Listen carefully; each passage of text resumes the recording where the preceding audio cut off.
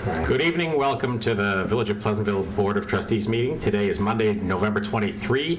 If you're watching live Monday, November 23, we invite you to call in at any time with questions or comments. The number is 769-1677. You can watch on cable TV or live web streaming at pctv76.org. And for anyone out in the audience who wants to refer tonight's activities to friends or family, they can also go to pctv76.org and call up the meeting on-demand video and watch your appropriate segment.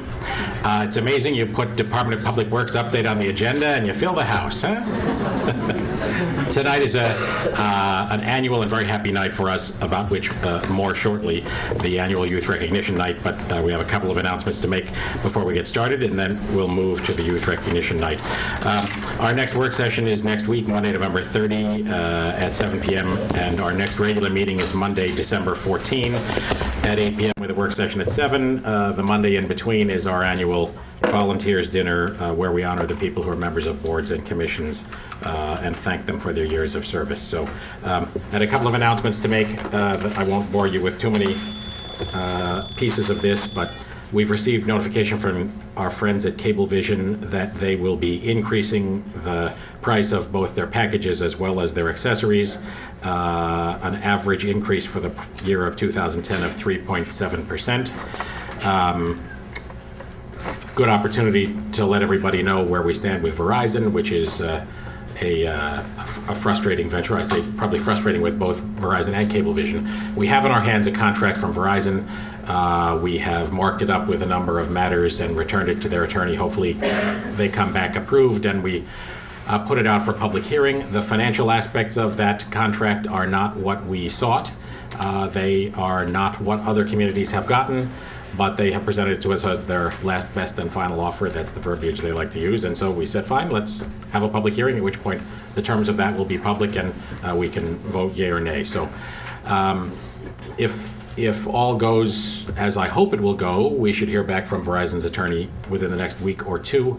We've been in contact with them on a weekly basis and be posting for public hearing that contract and hopefully find a means by which we can get some competition into the cable world in the Village of Pleasantville. I wanted also to mention that a couple of weeks ago, John Nona, former mayor and now our county legislator, held a forum at the library on the status of health care. A couple of interesting things were discussed, and Keith Safian, who's the president at Phelps, was there, as well as a couple of doctors. Really an interesting thing. Obviously the event has passed, but again at pctv76.org you can call that up and watch all or part of it, and I recommend that you do so. The other thing to be sure that everybody's aware of is the Chamber of Commerce has organized their annual open house and promotional weekend, kicking off the holiday shopping season in downtown Pleasantville. That's going to be Saturday and Sunday, December 5 and 6. All the stores will have activities. The farm market's up and running. There'll be music and I think antique fire truck rides for the kids. If you're around town on December 5 Saturday or December 6 Sunday, make a point to get to downtown Pleasantville and enjoy those festivities and also support our local merchants. Everybody should have gotten in the mail the Chamber of Commerce Holiday Happenings brochure that lists all the activities. Wednesday, December 2 at 7 p.m. is the annual tree lighting at the corner of Edgewood and Manville. That's at 7 p.m. There'll be the middle school chorus singing as well as free hot chocolate courtesy of the Chamber of Commerce. So that's Wednesday, December 2 at 7 p.m. for the holiday tree lighting. There is a holiday breakfast at the middle school on Saturday, December 5 at 10 a.m. And the fire department children's party, thank you fire department, is Sunday, December 13 at 1 to 3 p.m. So if you're interested in any of those things, you might hunt in your stack of mail, as I did, to find this tan brochure and keep track of all that sort of stuff. So anybody else have anything they wanted to? Nope. See, I bored them already. Let me go to the podium here and we'll start tonight's main event. It's our first year of actually having a jury box, and you two are finding out about another dimension of community service. We ask you to stay and we'll start the trial after everyone else has left. This is a great night. I've been on the board now, this is my 8th year, in this setting. The first as mayor. I know my colleagues here have enjoyed it as well. And it's one of those nights when you can fill up a room with so many young members of our community who have served the community in so many different ways. There are lots of communities an awful lot bigger than this that can't find anywhere nearly this many students to honor for their service to the community. And one of the remarkable things that we note every year in the course of this is a number of students are included for commendation in several different categories, and it doesn't escape anybody's notice that in a number of cases these are kids who are coming from families where the parents are themselves major contributors to the community in 1,000 different ways. So it's a night that makes one proud to live in Pleasantville, and one of the reasons I think we're proud to live in Pleasantville is we have a younger generation that has picked up the mantle of responsibility in the same manner that the generations before them have, and kept this notion of a truly committed Pleasantville alive and well. So we have a lot of different organizations who are included tonight, and I'd like to invite, first off, as we come to each organization, if there's a representative of the organization that would like to come up and say a few words about what you all do. It's an opportunity not only to honor the members of the group who have provided the service, but also to let the community know about what's going on and perhaps swell your ranks in the future. So at the start of each group, I'll invite anybody who might care to make a few comments. The other thing to be said is it's a tall order for the village staff to get these certificates all right. I don't wish anyone to be burdened with a certificate with their name spelled wrong. So if you find there's a misspelling, just mark it up and return it maybe to Patty and Judy, and we'll make sure that you get a corrected version if there are any problems. I think I'm inclined to believe that we'll have at least one or two. So without further ado, I'm going to start with the students from the Pleasantville High School Visions group. Is there somebody from Visions who would like to talk about what it does and the work you have done this year?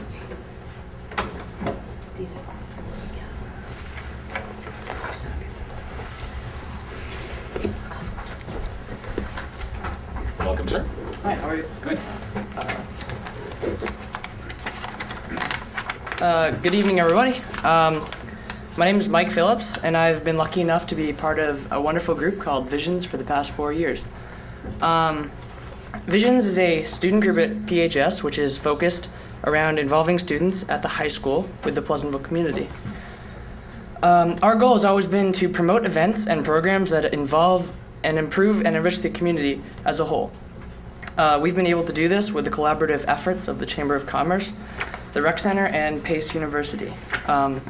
We host various events throughout the year, bridging the community together, children and adults. With thanks to the Department of Public Works, we've been able to run a town cleanup day each year, and with Joe Persichetti from the Rec Center, we've been able to run a ski trip and play trips each year to extend the learning environment outside the classroom. Most recently, we purchased a beautiful new popcorn machine to be used by high school groups at community events. And this fall, we also worked to raise about $300 to buy 2 llamas for Heifer International and send them to people in need. So we'd like to thank the Chamber of Commerce, particularly Tony and Terry, for all their support throughout the years. Also to the high school administration, Dr. A, Dr. Cancro, Mr. Fondi, and our advisor, Ms. Puglisi. We look forward to participating in all of these events and more in the coming year. We hope to see you all there. Thank you.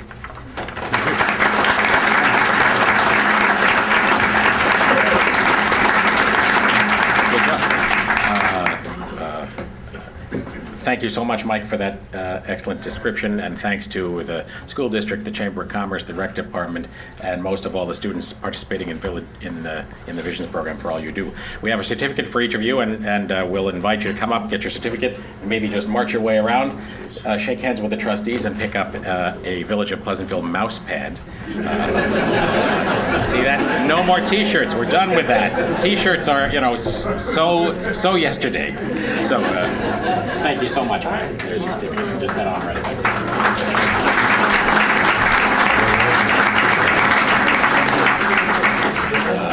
away. Isabel Gambino.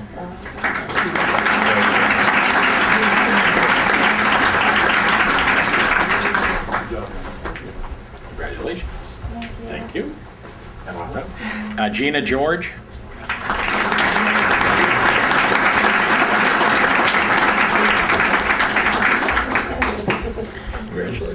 I thought you might bring the robe out. Thank you. Colette McCullough.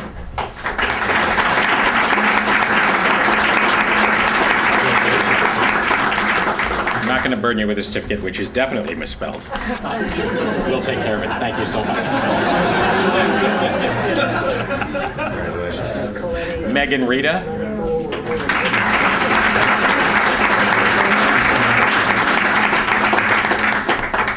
Angelica Schwartz.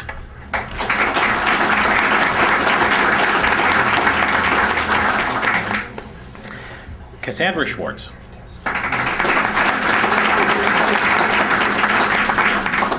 Greg Tierney. Thomas Vila.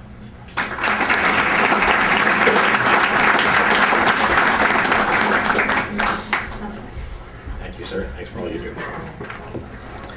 Mariam Zakar.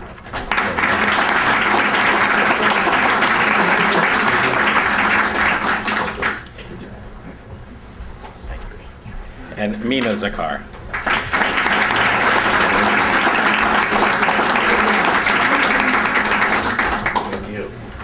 Thank you, sir.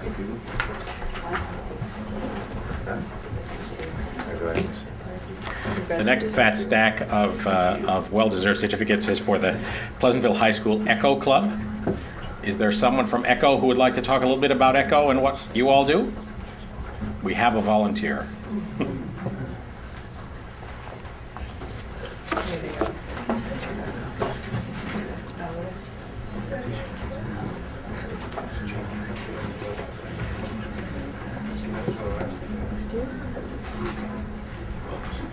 Thanks for doing this.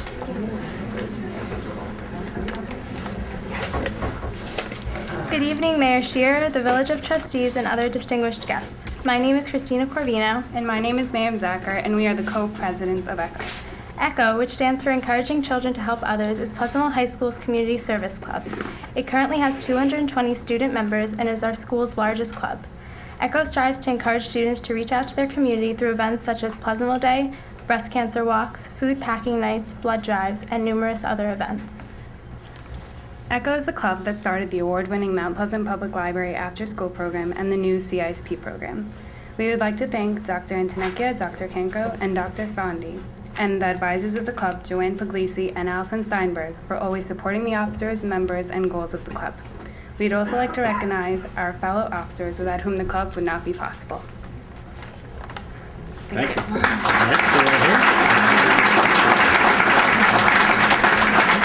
I see Joanne Puglisi there. Thank you so much for all you do.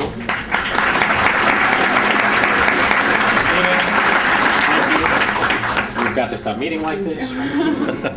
head on around there. Do you want another mascot? Congratulations. That'll be the test. How many? It'll be a badge of honor. Instead of merit badges, it's multiple mouse pads. Rebecca Arcidiacono.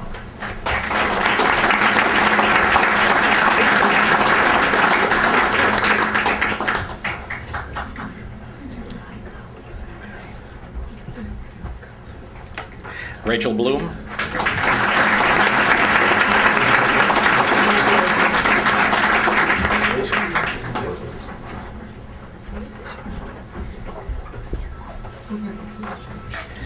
Rachel Borden.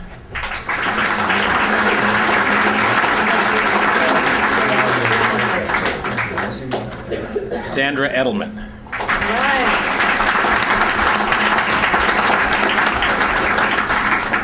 There you are.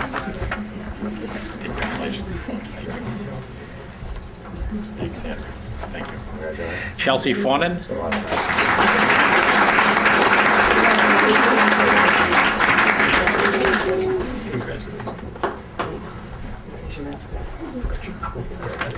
Lila Goldsmith.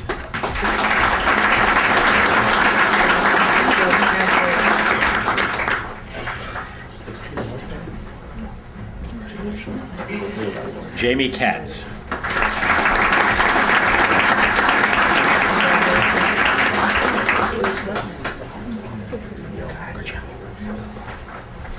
Francesca Lucia.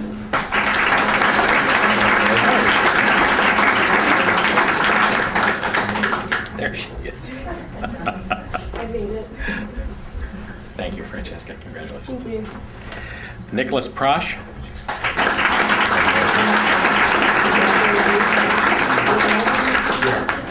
Thank you. See you soon, right? Yep. Andrew Puglisi.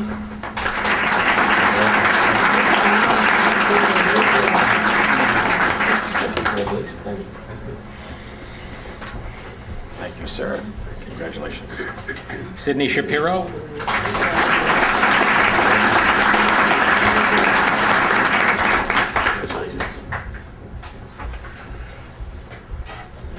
Congratulations. Jillian Sue.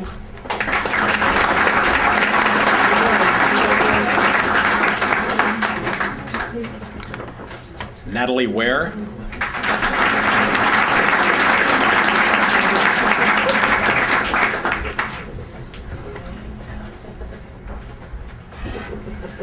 Congratulations. Thank you. And Emily Westling.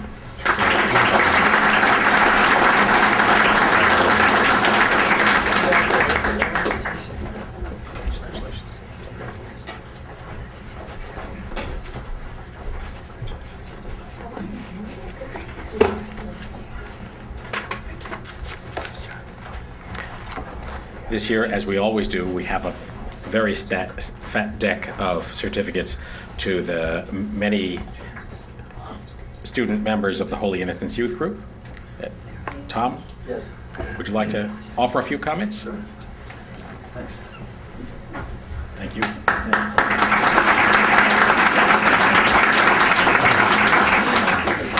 All right, first of all, let me call up my officers. Whatever officers are here, Chloe, come on. Villa, where are you? I saw you. All right, any other officers? Sean? Sean's here.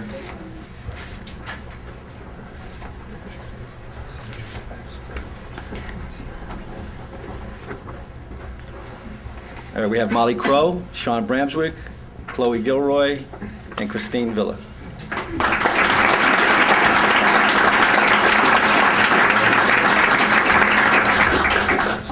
Each year, my officers, there's more and more put on them, all right? The group, this is my 8th year doing this. Started with eight kids in the 8th grade from scratch. We had no youth ministry in Holy Innocents Parish.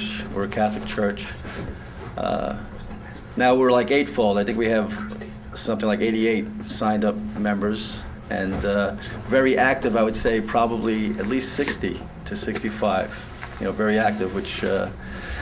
And each year, we just take on more and more projects. We culminated last year with a trip to New Orleans. 45 of our members went to New Orleans to serve the victims of Katrina.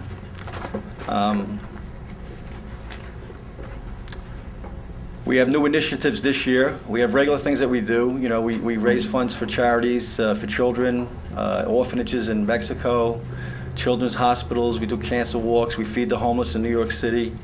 We're always coming up with new stuff. We just did a Thanksgiving baskets to some needy families of severely handicapped children.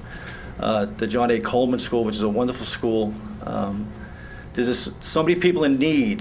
There's so much suffering out there. And to have these young people just come forward with such energy and hope and enthusiasm in everything that they do, for me, it's just a blessing, a gift, and awe-inspiring. This year, our new initiatives, we just started, committed to the Pleasantville Cottage School for the year, that we'll be going to visit those kids there. And also, we're going to do something for the troops, the injured troops in Walter Reed Hospital, to go along with the other activities that we have. All right, and they're all gung-ho. They come up with it, they own it, they work at it. When I think about them, I get emotional because I love these kids. They're, for me, God is love. All right, and when I see these kids, they're about love because they get it. They get the service. They find the love in the service, doing for other people, less fortunate, than they are. They do it joyfully. I see how happy they are just to serve, and I see that interaction they have with people in the service, and I see that, I see God in there, I see the blessing and I see the love when their hand reaches out to another person's hand in need, And they get it. They really, really get it, you know, and I get overwhelmed sometimes just watching them in action, all right? I know I'm embarrassing them. They don't like to come to the front, you know, but these are just the officers. They're representing this whole group who are going to get their certificates right now. But anyway, I'm just very proud of them, and I saw Mayor Giuliani. He has a trick, you know. He just says, you know, he usually says, let's applaud all the kids and stuff, you know. And it's the way he leaves the stage, to applause all the time, you know. So I want to applaud all my kids at once, all right? So,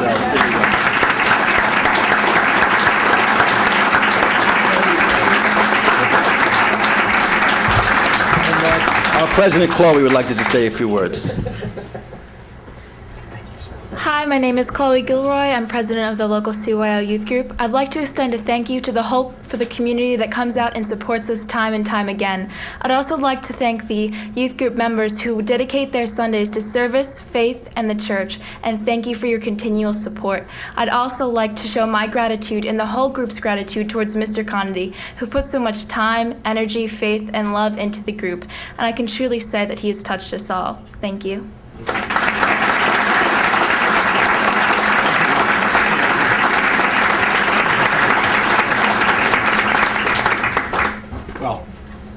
Just one of so many examples of the remarkable ways in which the name Pleasantville, New York is known in places far and wide for the generous heart and the volunteer spirit. So thank you, Molly Crow.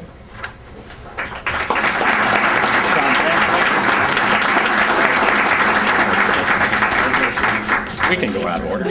Christine Villa. Chloe Gilroy. The first of many Gilroys. Population would drop substantially when they go to colleges. Erik Akalski.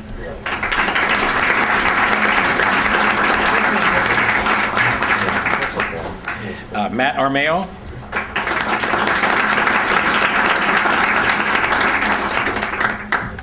Sean Brown.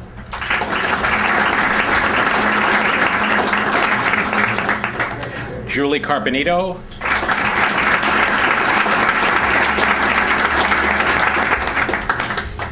Thank you, Julie. Congratulations. Aileen Collins.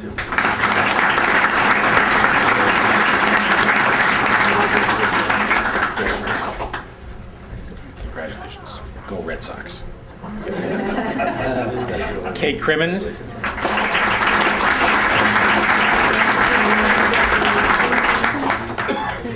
Sean Cronin.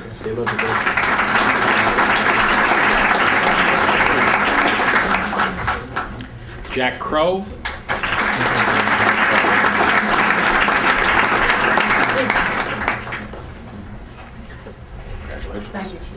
Matt Diefenbach.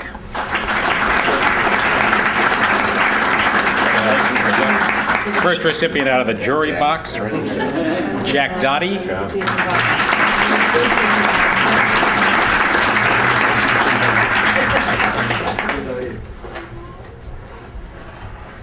Congratulations.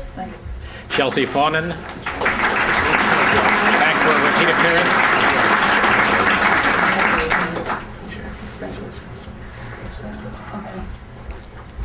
Welcome back. Matthew Fogarty.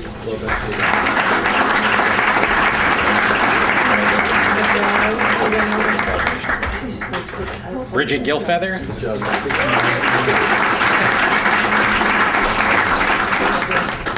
Lindsay Gilfeather.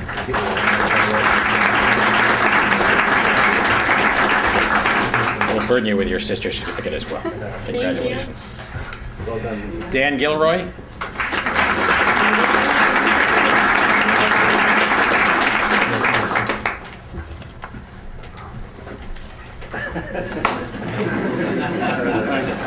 Owen Gilroy.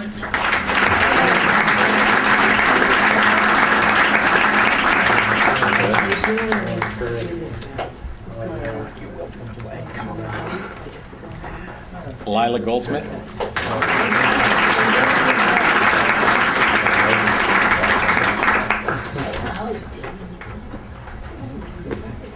Welcome back. Jennifer Graham.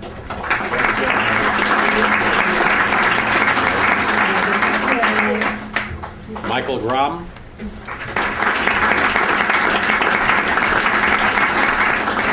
Christina Howe.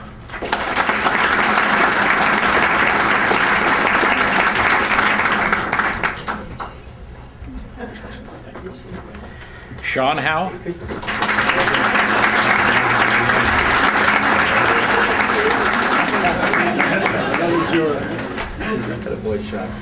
Cover your back here. Liz King.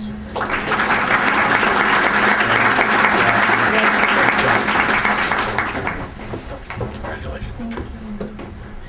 Stephanie Kraus.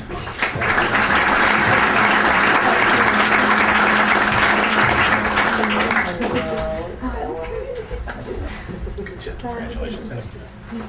Alex Lang.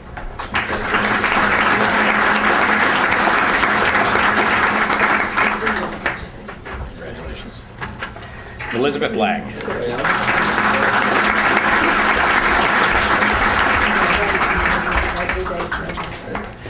Shauna Lean.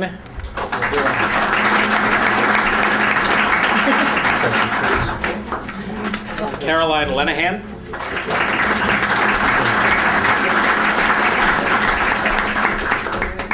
Congratulations. Pat Lyden.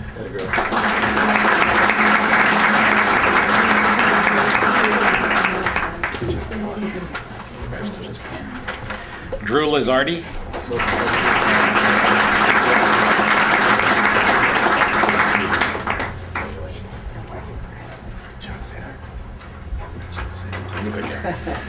Maddie Lopez.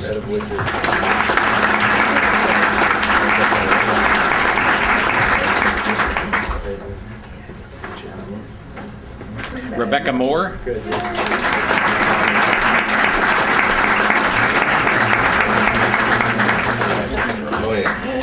Greg Nikolai.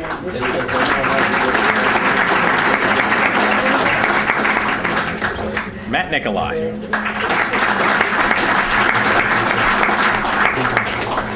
Christopher O'Leary.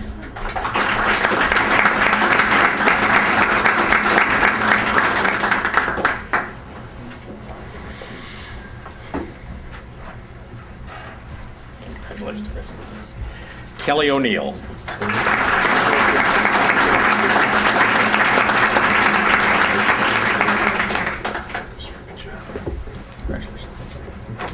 Diana Fethian.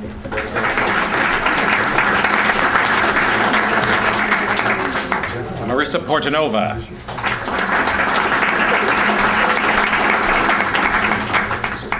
A return appearance by Nick Prosh.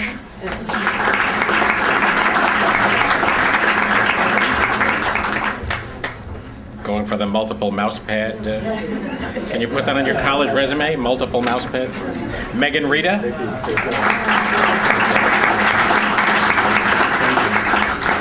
Eddie Reiling.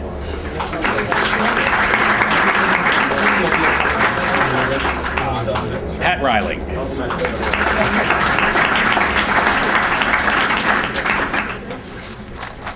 Michael Rogers.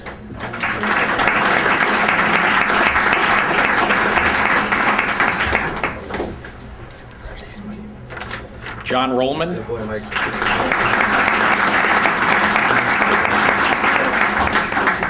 Carly Sebecki.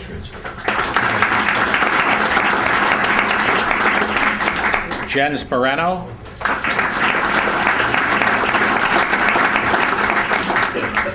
John Sullivan.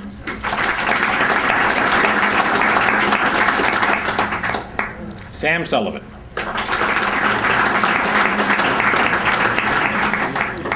Mike Torone.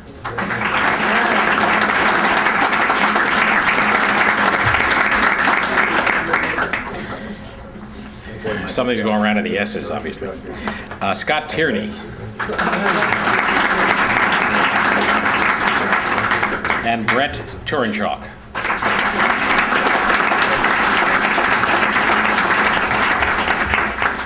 Thank you. Thank you so much to the whole Innocence Youth Group.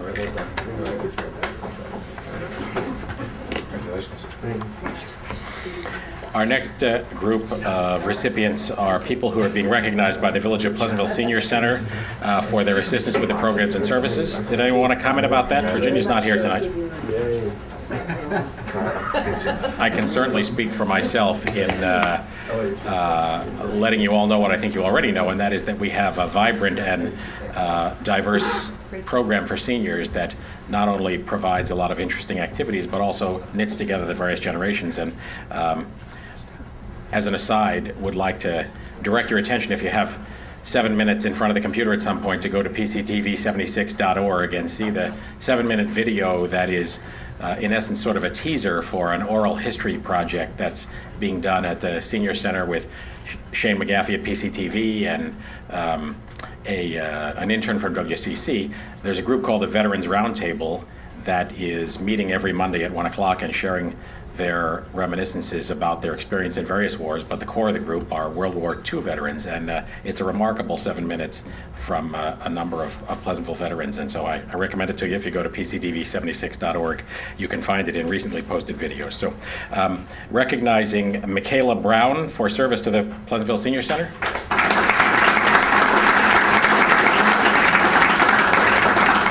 Julie Carpenito.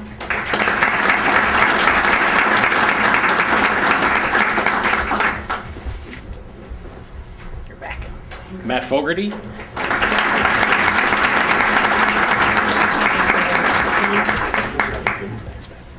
And Megan Rita.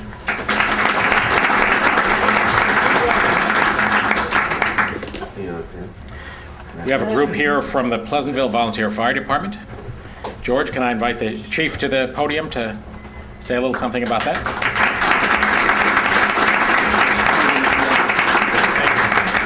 Hi, Chief Dolce from the Pleasantville Volunteer Fire Department.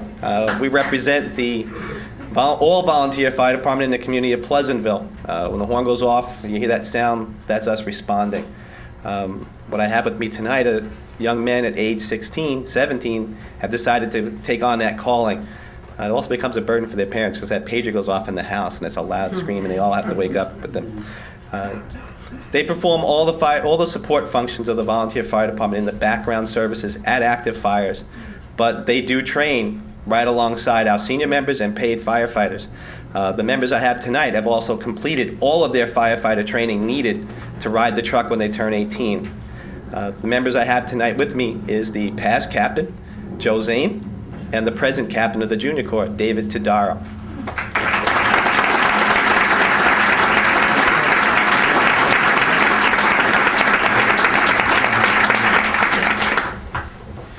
David and Joseph, are you here? Come on up.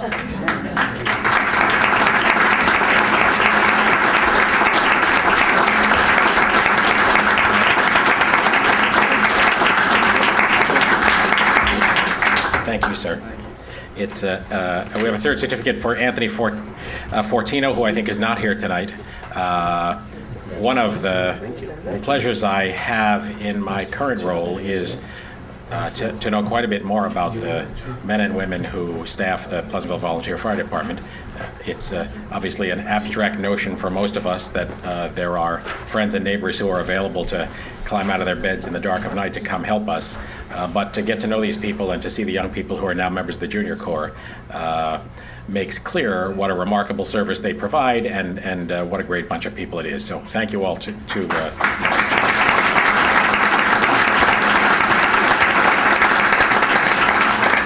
We have recognition to Josh Buchheister from the Pleasantville Community Synagogue. Is Josh here tonight? Practicing the violin.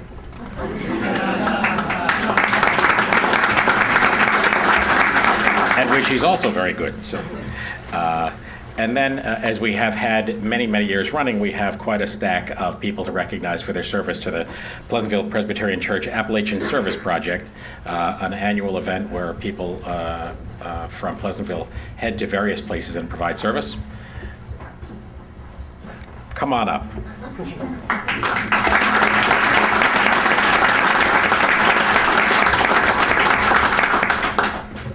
Thank you, Mayor Shearer and the Pleasantville Board of Trustees.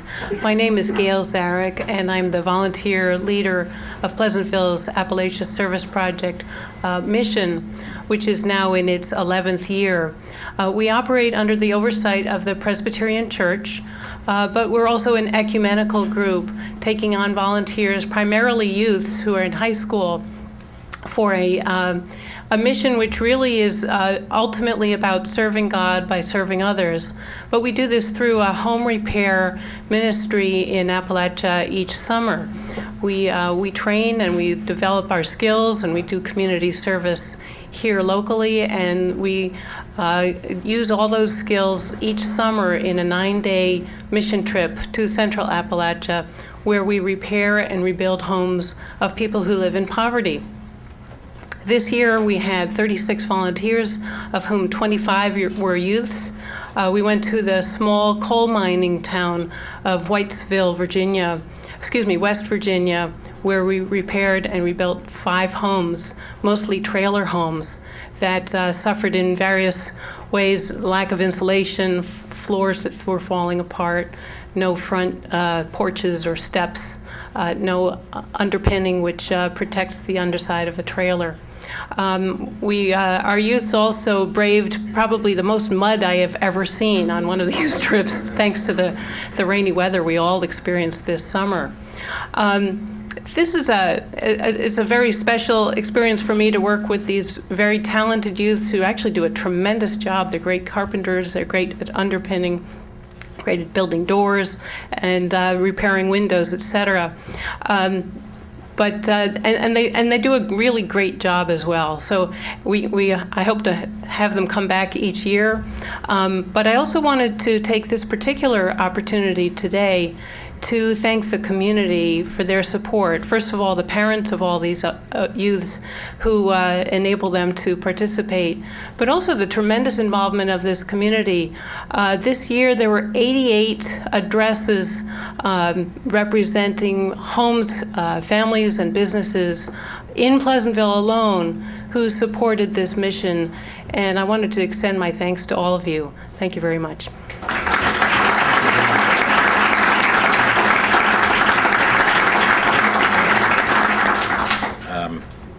Remarkable service that these people provide, and I have a friend, Gary Diekman, who lives in Pleasantville and has gone on the Appalachian Service Project for, I don't know, 8 times now. 8 times running, and he's a man in his later 50s and views it as the best vacation he's ever been on, to go and build houses and stand in the mud and sleep on high school gym floors and come back just exhilarated by all the work that was done and the service the kids provide. So the first certificate on the top of the stack is my friend and neighbor and the parent of my dog's favorite dog, Erik Berg.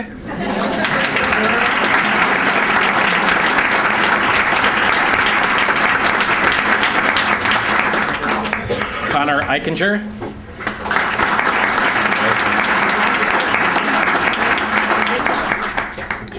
Tina Elliott.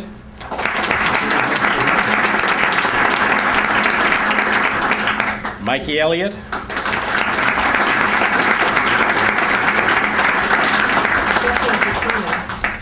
Can you take responsibility for Tina too?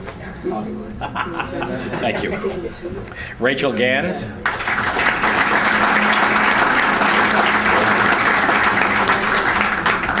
Thank you so much. Patricia Garibaldi.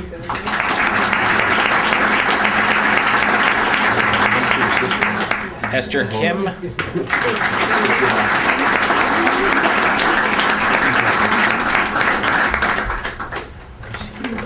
Stephanie Kraus.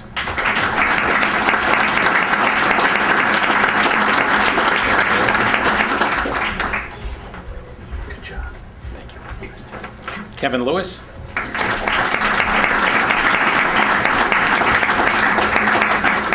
Paul Miller.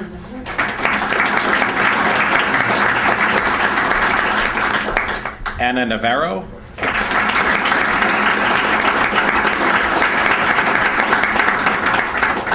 Congratulations. Thank you. Megan Schaub.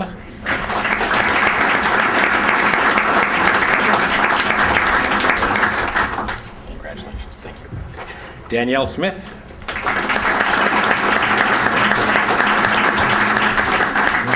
Julia Smith.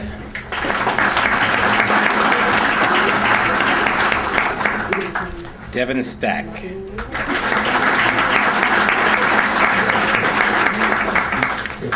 Evan Stellatus.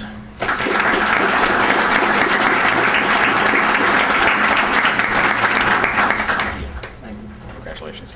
Jovian Trotta.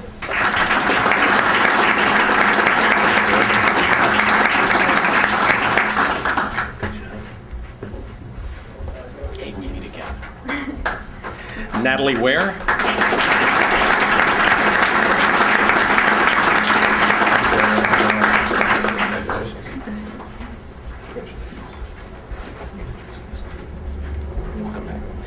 Michelle Wolanski.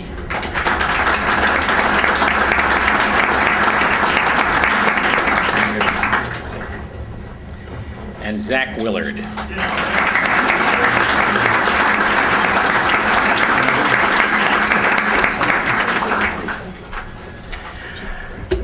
A long night, a great night. I want to thank all of you for coming, and most of all, thank all of you who've received these certificates for all the service you provide.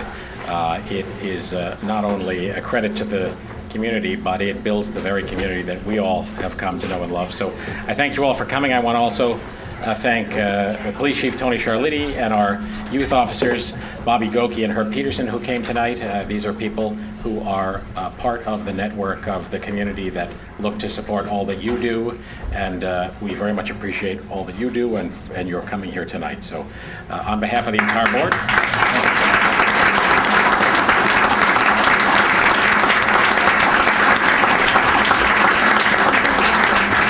I guess the best thing we could say about the fact that we weren't able to congratulate absolutely everybody is that I don't know where we would have fit them if they were all here. So that is a high-class problem to have in a town of this size. So thank you all so much for coming and for all you do. Mr. Mayor, I'll say one thing.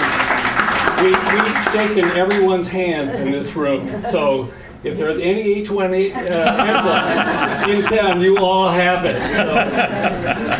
So, well, if we have it together as we're together on so many other things.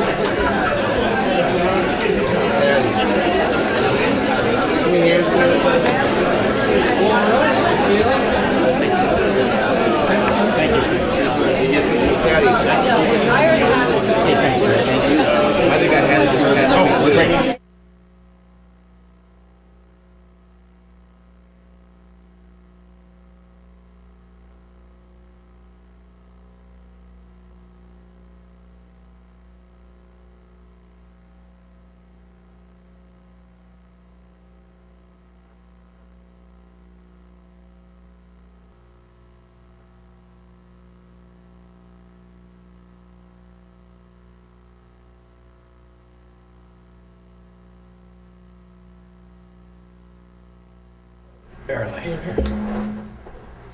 Welcome back. It's still Monday, November 23. We took a break at the conclusion of our Youth Recognition Night to congratulate the kids and to reorganize. We're now back with the rest of our activities tonight. We have two different department heads here tonight, and the first of them is already at the podium. He is enthusiastic about his opportunity to speak. Steve Johnson, who is the Superintendent of Public Works. Welcome, Steve. Thank you for coming. Thank you, Mayor. You actually have money on the game tonight, right? That's why you want... Absolutely. Yeah. I got to get out of here. Good evening. My name is Steve Johnson. I'm the Superintendent of Public Works. I'd like to tell you a little bit about our department. Our department consists of 24 employees and 5 divisions. The 5 divisions are sanitation has 5 employees, water 3 employees, highway 9, parks 3, fleet maintenance 2, and 2 administrative employees. Sanitation includes the weekly pickup of refuse, recycling, and bulk items. We have 2 garbage trucks and 2 recycling trucks that cover this task. The water division is responsible for monitoring the village water distribution system. Their additional duties include meter reading and meter replacements, daily mandatory water testing for the Department of Health, monthly reports, maintenance and repair to water valves, hydrants, water mains, service lines, and monitoring of the water storage tanks and booster pumps. The Highway Division is responsible for leaf collection, which is ongoing now, and we got a good handle on it. Parking meter maintenance, street sweeping, street lights, traffic lights, sign replacement and installation, painting of pavement markings, cleaning and repair of catch basins, tree removal and pruning, but that wasn't us at Nanahagan Pond. Sanitary sewer maintenance, repairs and maintenance of village roads, maintenance of village buildings, and removal of snow and ice. The Parks Division covers the maintenance of parks, ball fields, playgrounds, parking lots, pocket parks. They also participate in special events, plant new trees, and work closely with the Beautification Committee. Right now, the Parks Department is undertaking a new project where we're making Parkway 1 a regulation 90-foot baseball field, and it's coming along very well. Fleet Maintenance Division provides maintenance of approximately 80 village-owned vehicles and equipment, which also includes police department vehicles.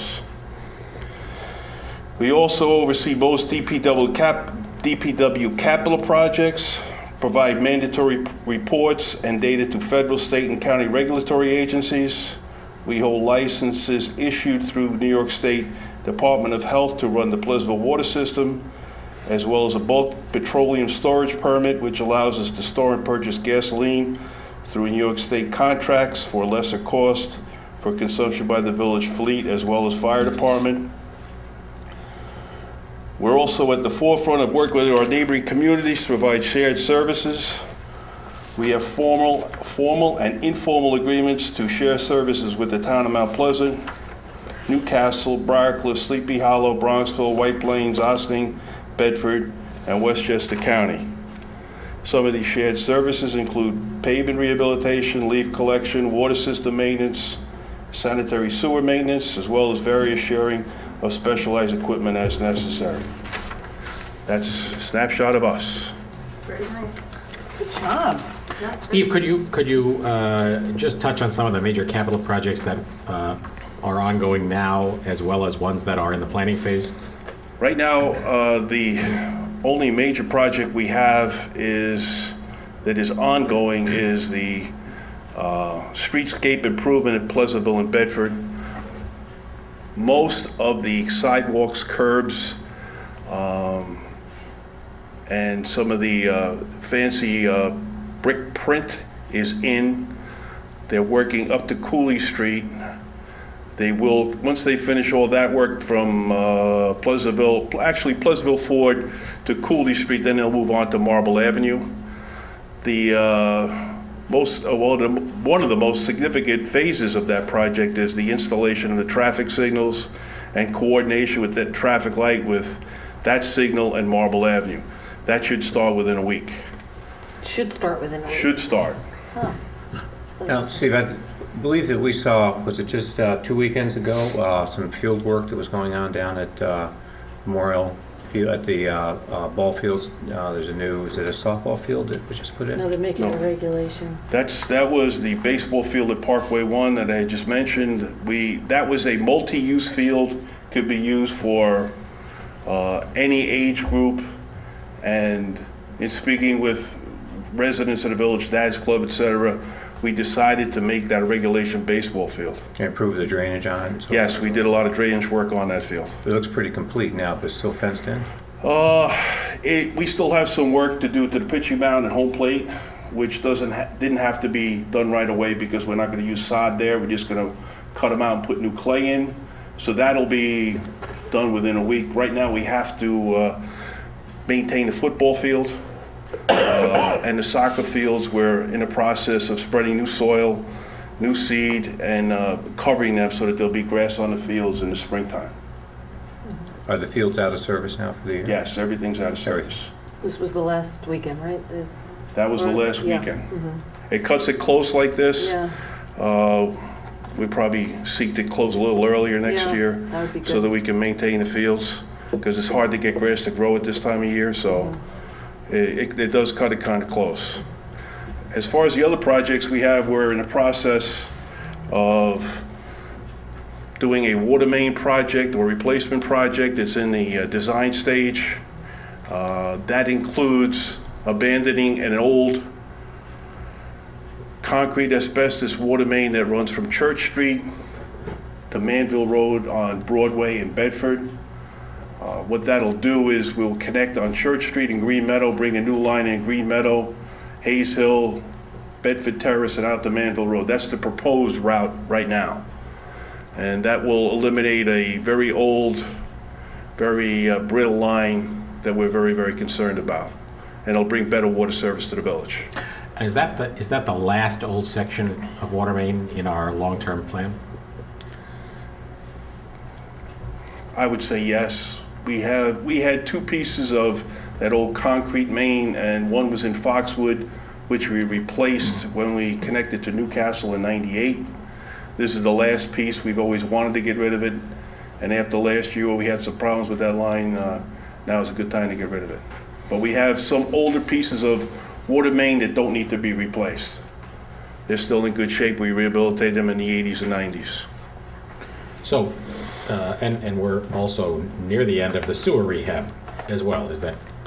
Well, that's partially correct. When we did the sewer rehab, we rehabilitated all the sewer lines that were installed in the village in 1923.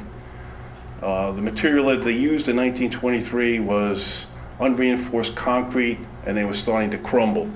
They did a second project in '28, which we replaced a little bit of that, but they used vitrified clay pipe, and it's still in fairly good shape. We may have a little bit of odds and ends, but we could probably leave the sewers alone for a couple of years. And for the benefit of those watching, why don't you just give people an idea about where our water comes from and what the Pleasantville Water Department does, because I think a lot of people probably don't realize. Well, our water comes from New York City water supply, Catskill Aqueduct. We have a backup with the New York City Croton system. Our water is filtered at Millwood Treatment Plant in Newcastle. It is delivered to us through a connection that we put in in 1998.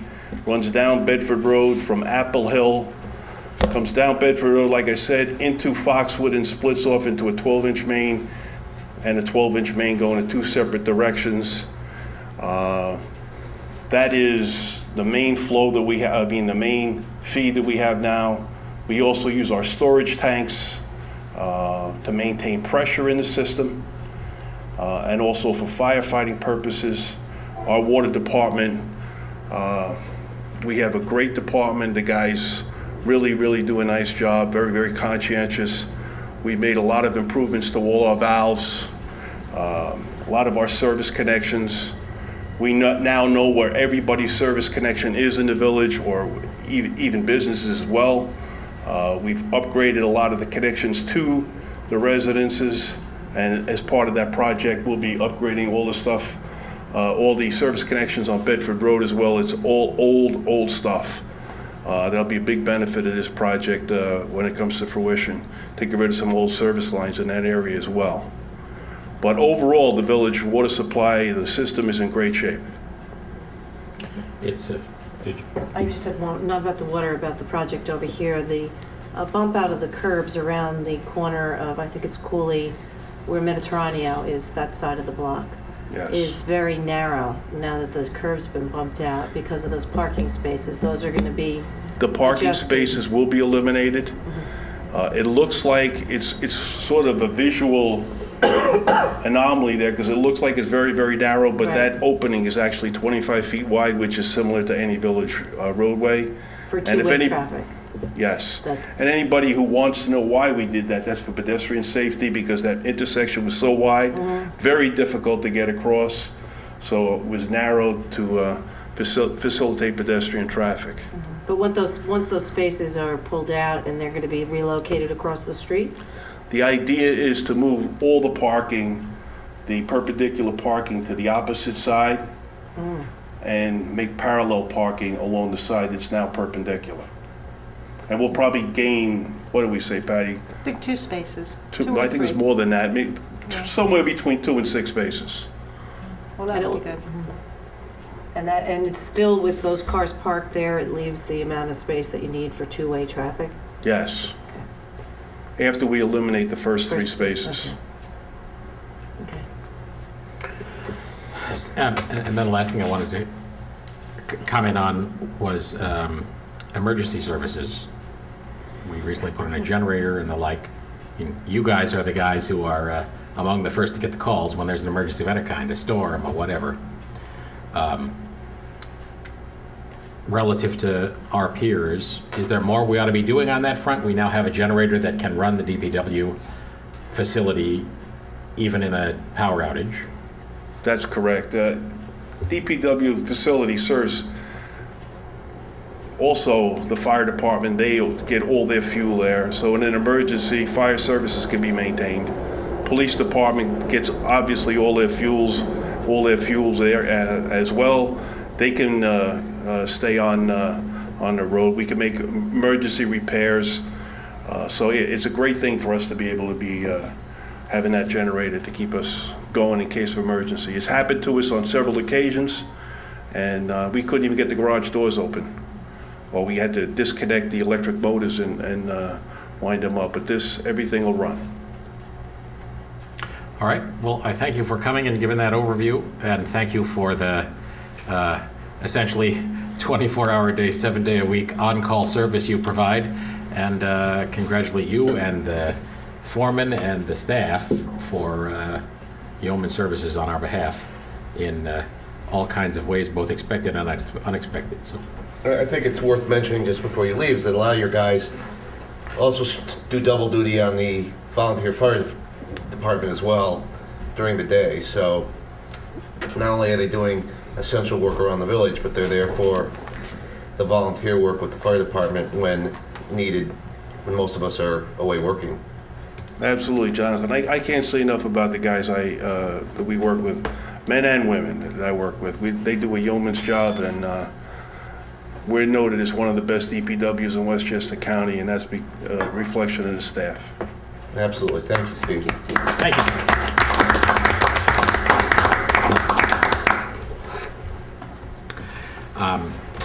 The second in our lineup, it's an action-packed event-packed evening tonight.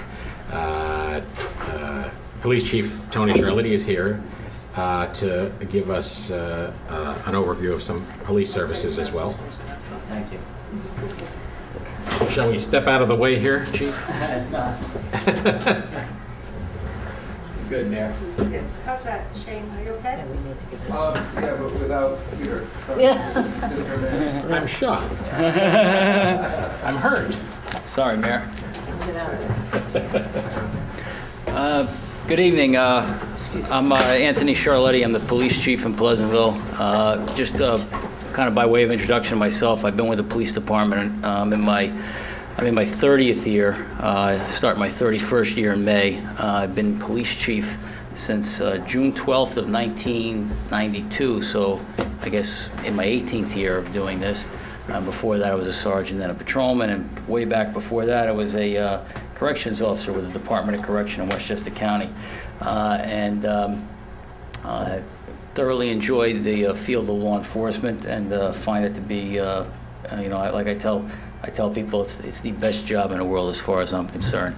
And tonight I'm able to talk a little bit about, or have the chance to talk a little bit about our police department here in Pleasantville, and give you just a general overview of what the department is, how it's structured, some of the things we do. Of course, there's going to be a limited amount of stuff, but just to give you a little bit of an idea of what we have to offer the community.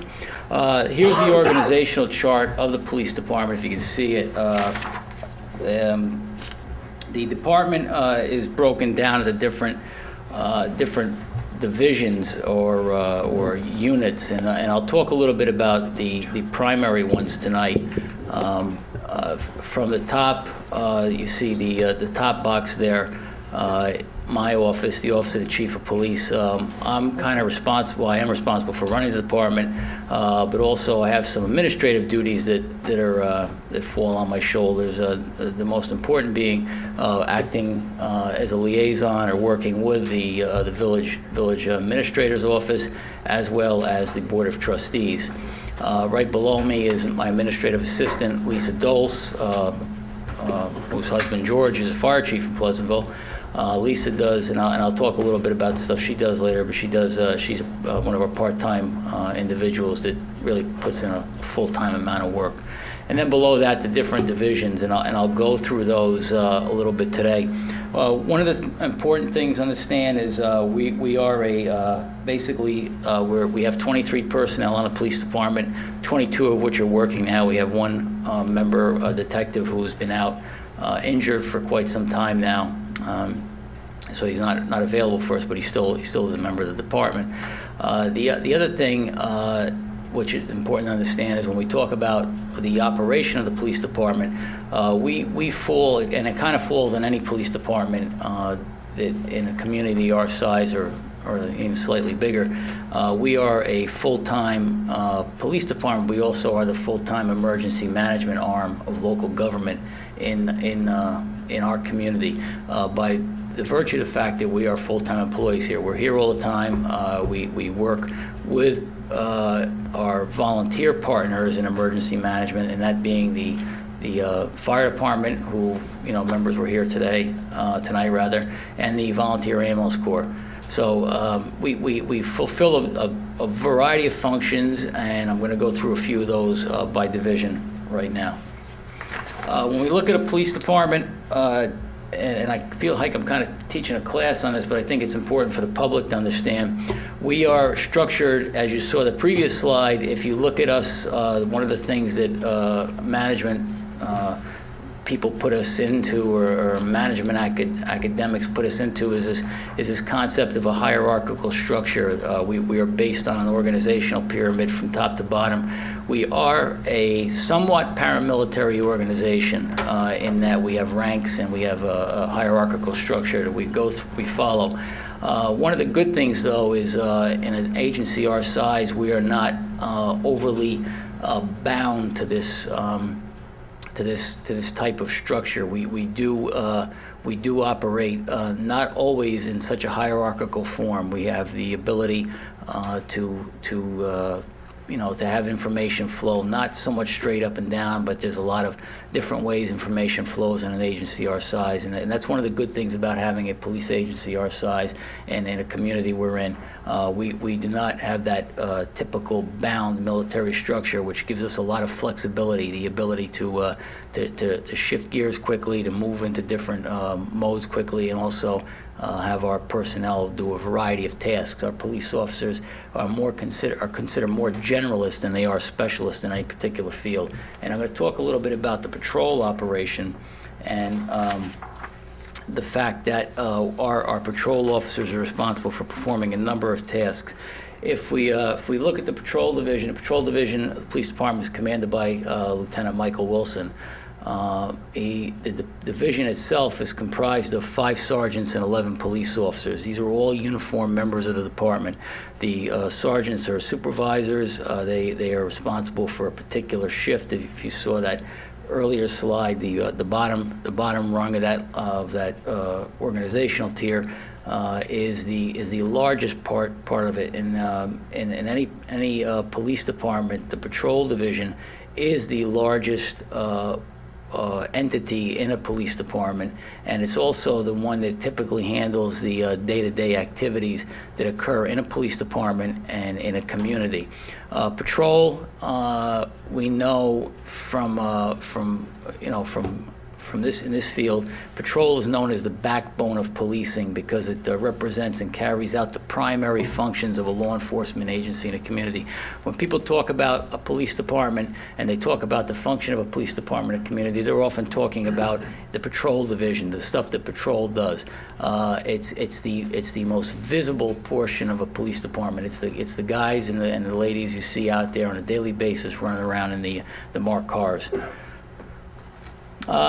Patrol division in our department, the Pleasantville Police Department, handles and is tasked with handling the daily law enforcement and service-related activities in the community. And I'll talk a little bit about the difference between law enforcement and service-related activities. From the law enforcement end, patrol, and this is common to patrol, the patrol function in any police department in the world, is to apprehend violators and deal with crimes in progress. progress, conduct preliminary investigations, traffic enforcement, which is a real big component of our department, handle medical aided cases. People call up their, a family member, a friend, or somebody's injured. We are the one that gets the first call, 911. When you dial 911 in Pleasantville, that comes directly to police headquarters here, and we dispatch, along with the ambulance and a paramedic, we dispatch a police officer also to respond. In our police cars, we carry, besides the law enforcement related equipment, we also carry first aid kits, oxygen tanks, and defibrillators. Just as an aside, we've had a couple successes using defibrillators where we're able to get people who were in cardiac arrest back, at least one of them is still in the community walking around right now.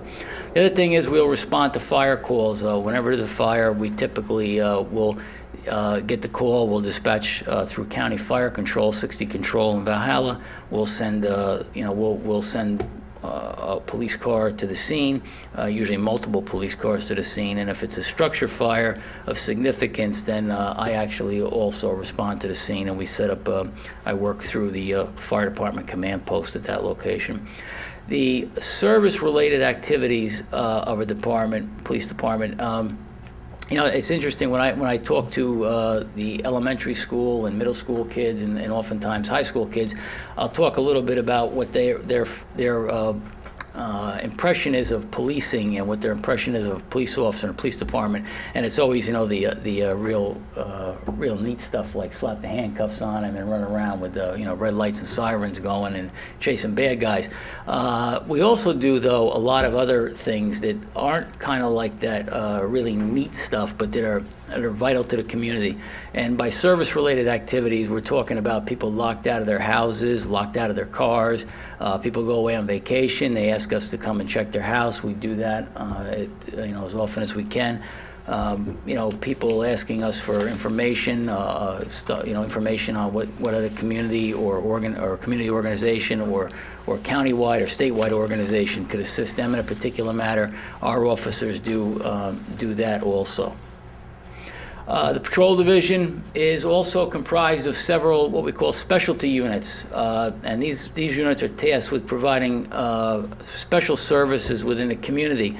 The big ones here, and the one that probably has the best public relation bang for the buck, is our bicycle patrol unit. We have several officers we've sent to school over the years who are trained in operating a bicycle in the police mode, which is a lot more complicated than you would think. The training is pretty significant. It's a great tool, but it's also a tool that requires the individual to be trained in. We have a motorcycle unit comprised of 2 police officers who are trained in motorcycle operations. We have a canine unit, Canine Rocks, who is trained in tracking people, and also trained in narcotics interdiction. And Canine Rocks has had he had one significant narcotics arrest a few years ago, in just a traffic stop situation, or otherwise in a situation in which another police agency will call us and ask for assistance.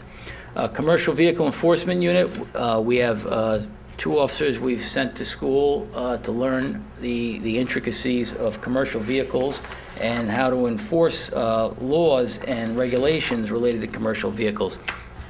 This is an interesting unit because this is one of those things when we talk about community input into what goes on in the police agency. This is something that we saw a need for based on complaints that came into the police department over the years about truck operations or commercial vehicle operations, namely on Bedford Road. We sat back, looked at it, and say, how do we do interdiction on this? How do we cut down on truck traffic where it shouldn't be in violation of posted restrictions?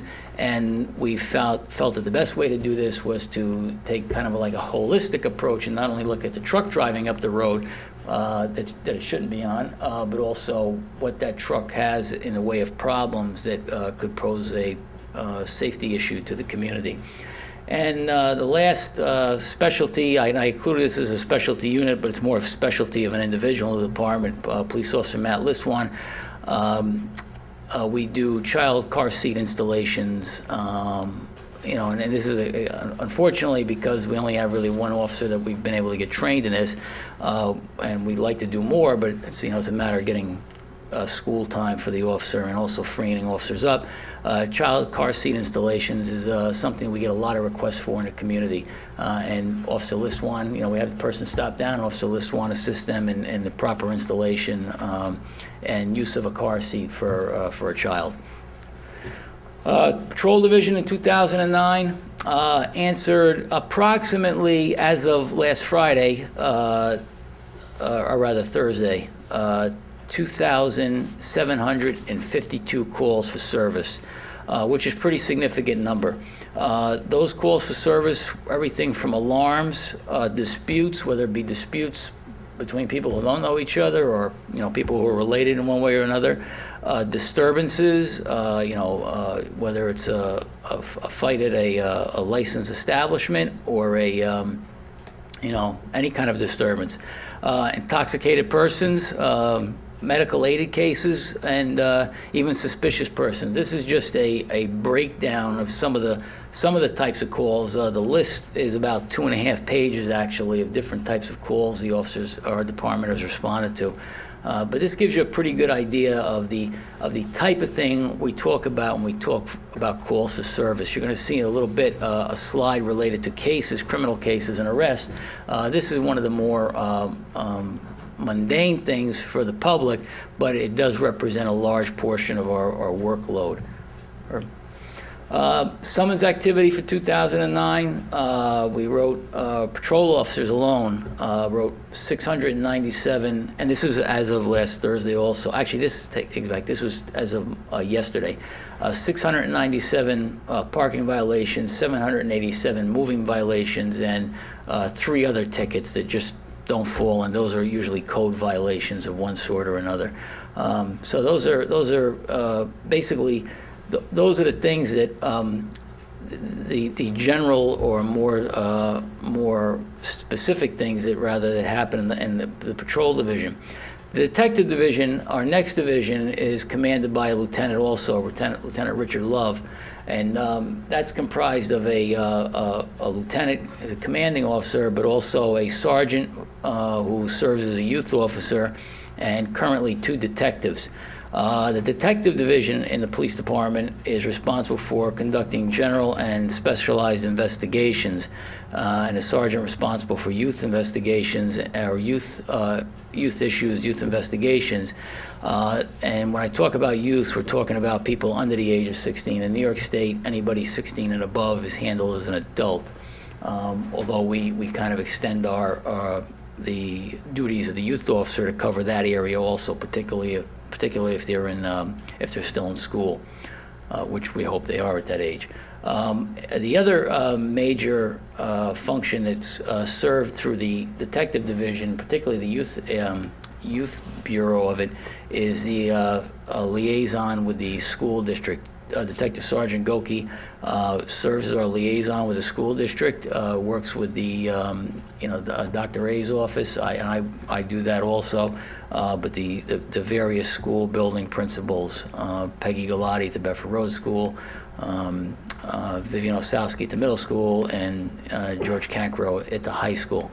And we're very fortunate. We have a great working relationship, and one that I'm very proud of, and I've said it up here 100 times before, and I don't bore you with it, but it's a fact.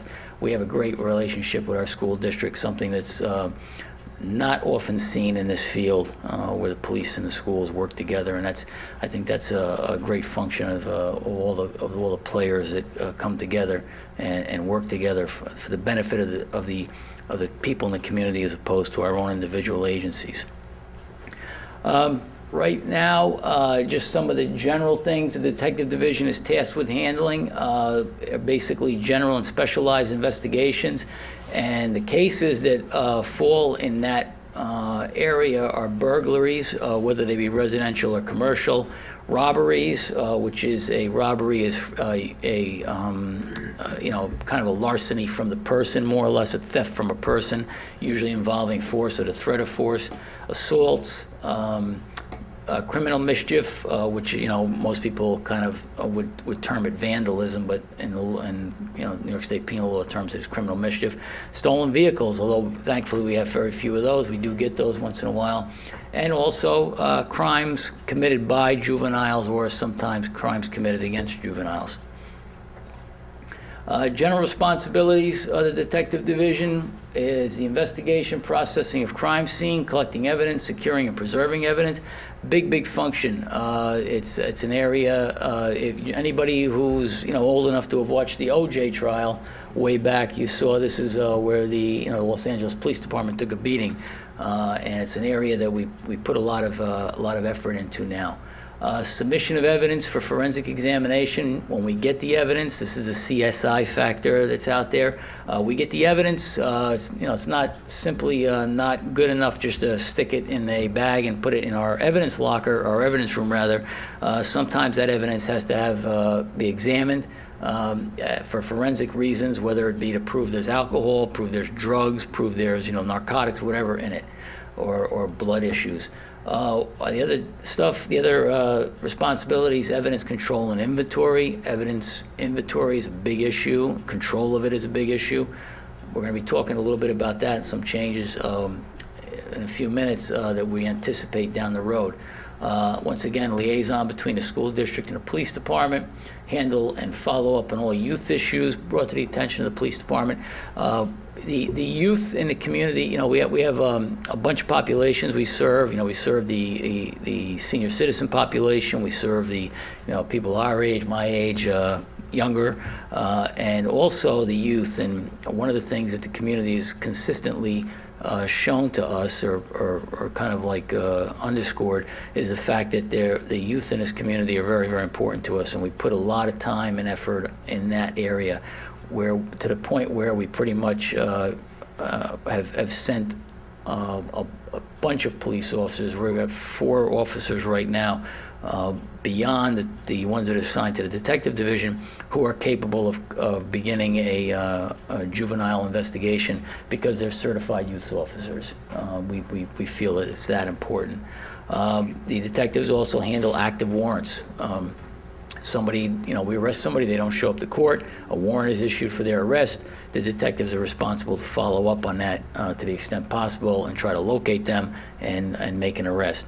And also, one issue that's big for us because of the number of licensed alcohol establishments we have in the community is to conduct follow-up and on-premise checks of licensed alcohol establishments, and also establishments that sell cigarettes.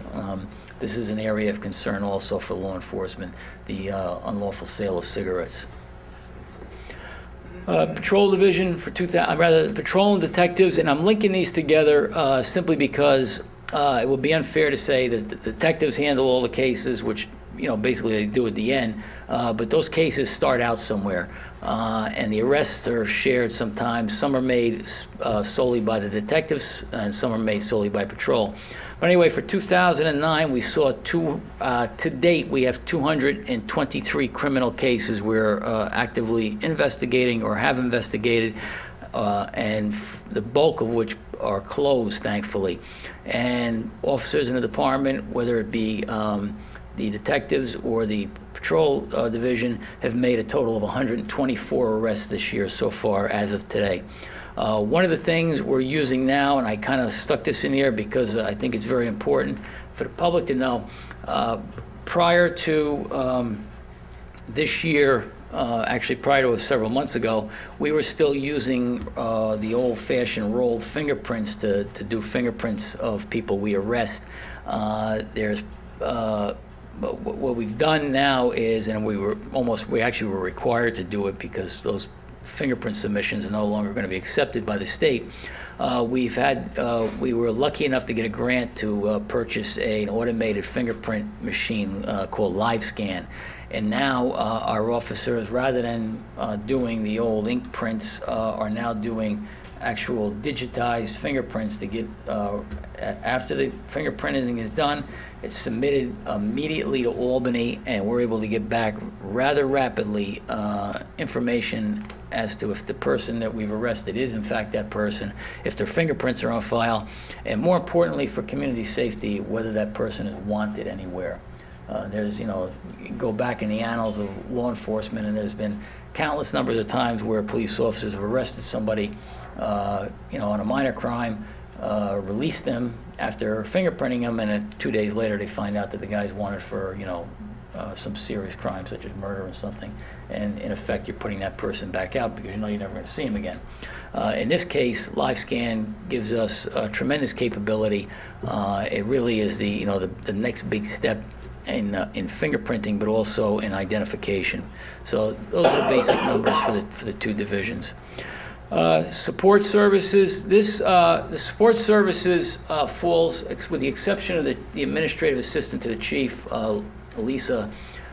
This falls under the purview of the commanding officer of the patrol division, Lieutenant Wilson. Like I said, the administrative assistant is part-time, one part-time person assigned to that. Lisa is responsible for alarm billing and registration.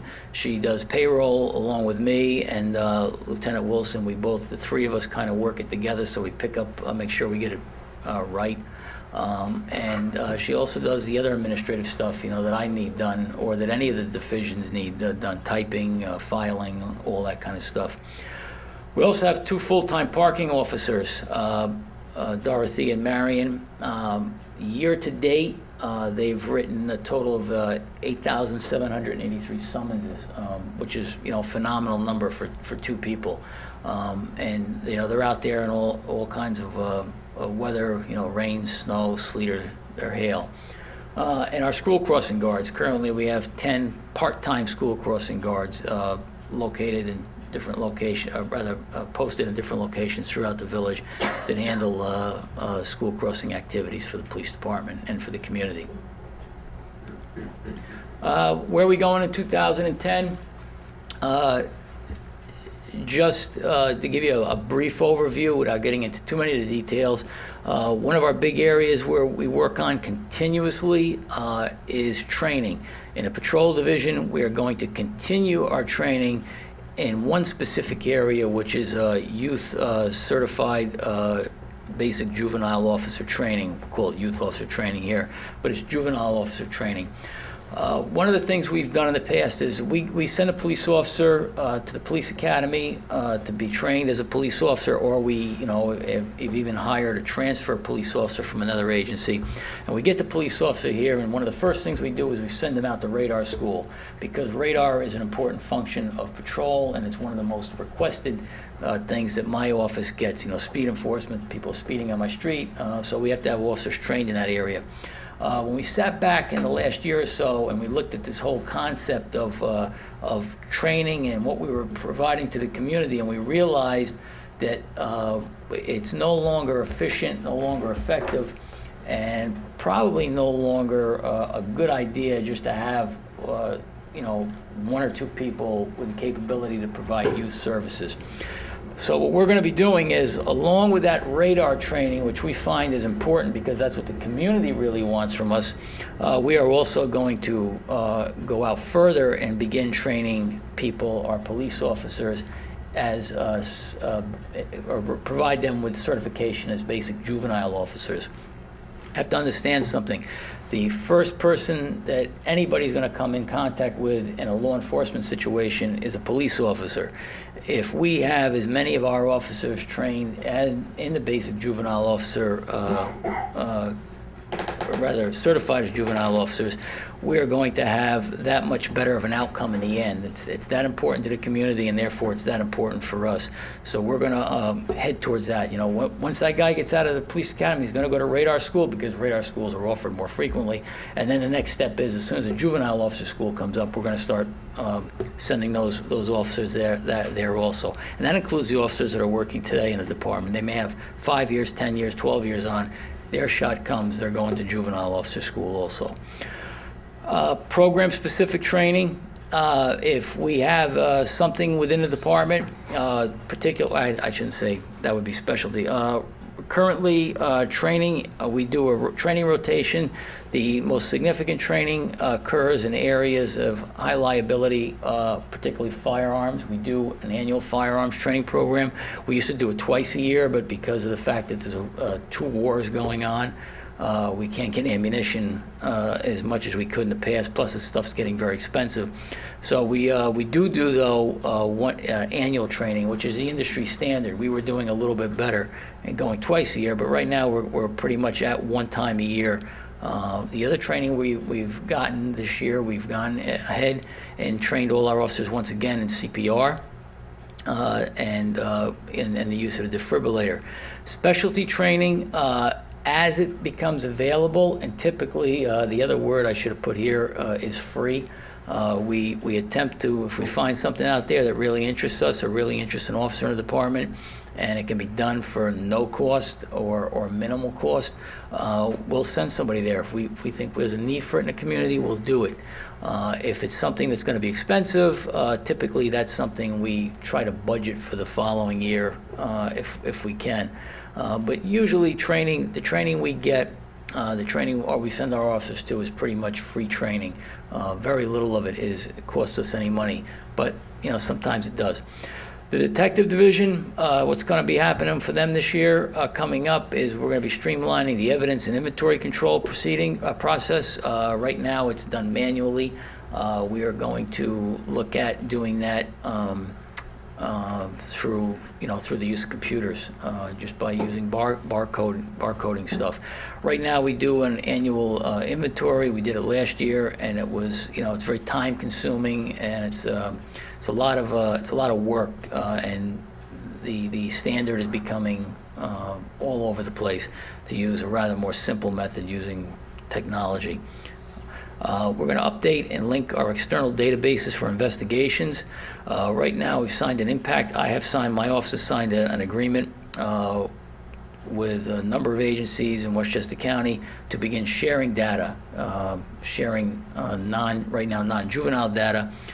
So we kind of like remove a lot of the seams that occur between the various police departments in Westchester County and make data transmission seamless, so we can share information. A bad guy we have here or a bad guy targeting Pleasantville may also be targeting Ardsley or Tuckahoe or somewhere else. We've gotten a grant to create a digital interview room. We're going to be turning our interview room downstairs into an interview room that has the ability, we'll have the capability in that room to do sound and video recordings of our interviews of people, and in criminal cases, which will give us a better chance of conviction in court down the road. We're going to be looking at, we just were talking about this today, actually, Detective Peterson and I, who's kind of taking the lead on this, purchasing video surveillance equipment to control isolated vandalism and crime within the village. One of the things that's happening in this field is kind of like using technology to fill in the blanks where it's too costly to use people. Video surveillance is one of those things.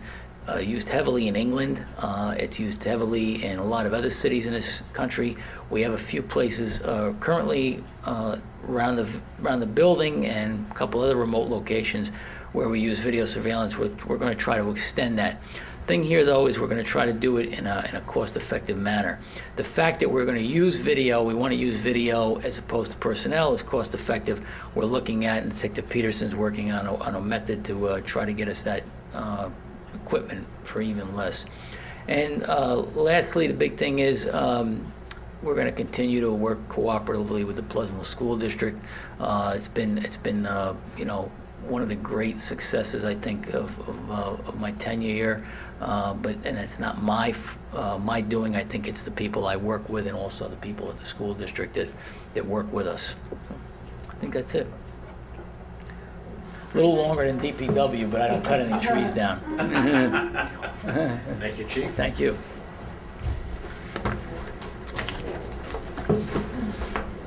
That was well done. Thank you. Leave you there just for a minute. See if we have a few questions, Chief. Actually, it looks like he just woke up. I was hoping to put you to sleep or something so I could avoid that question. So, I have a question regarding the youth officers.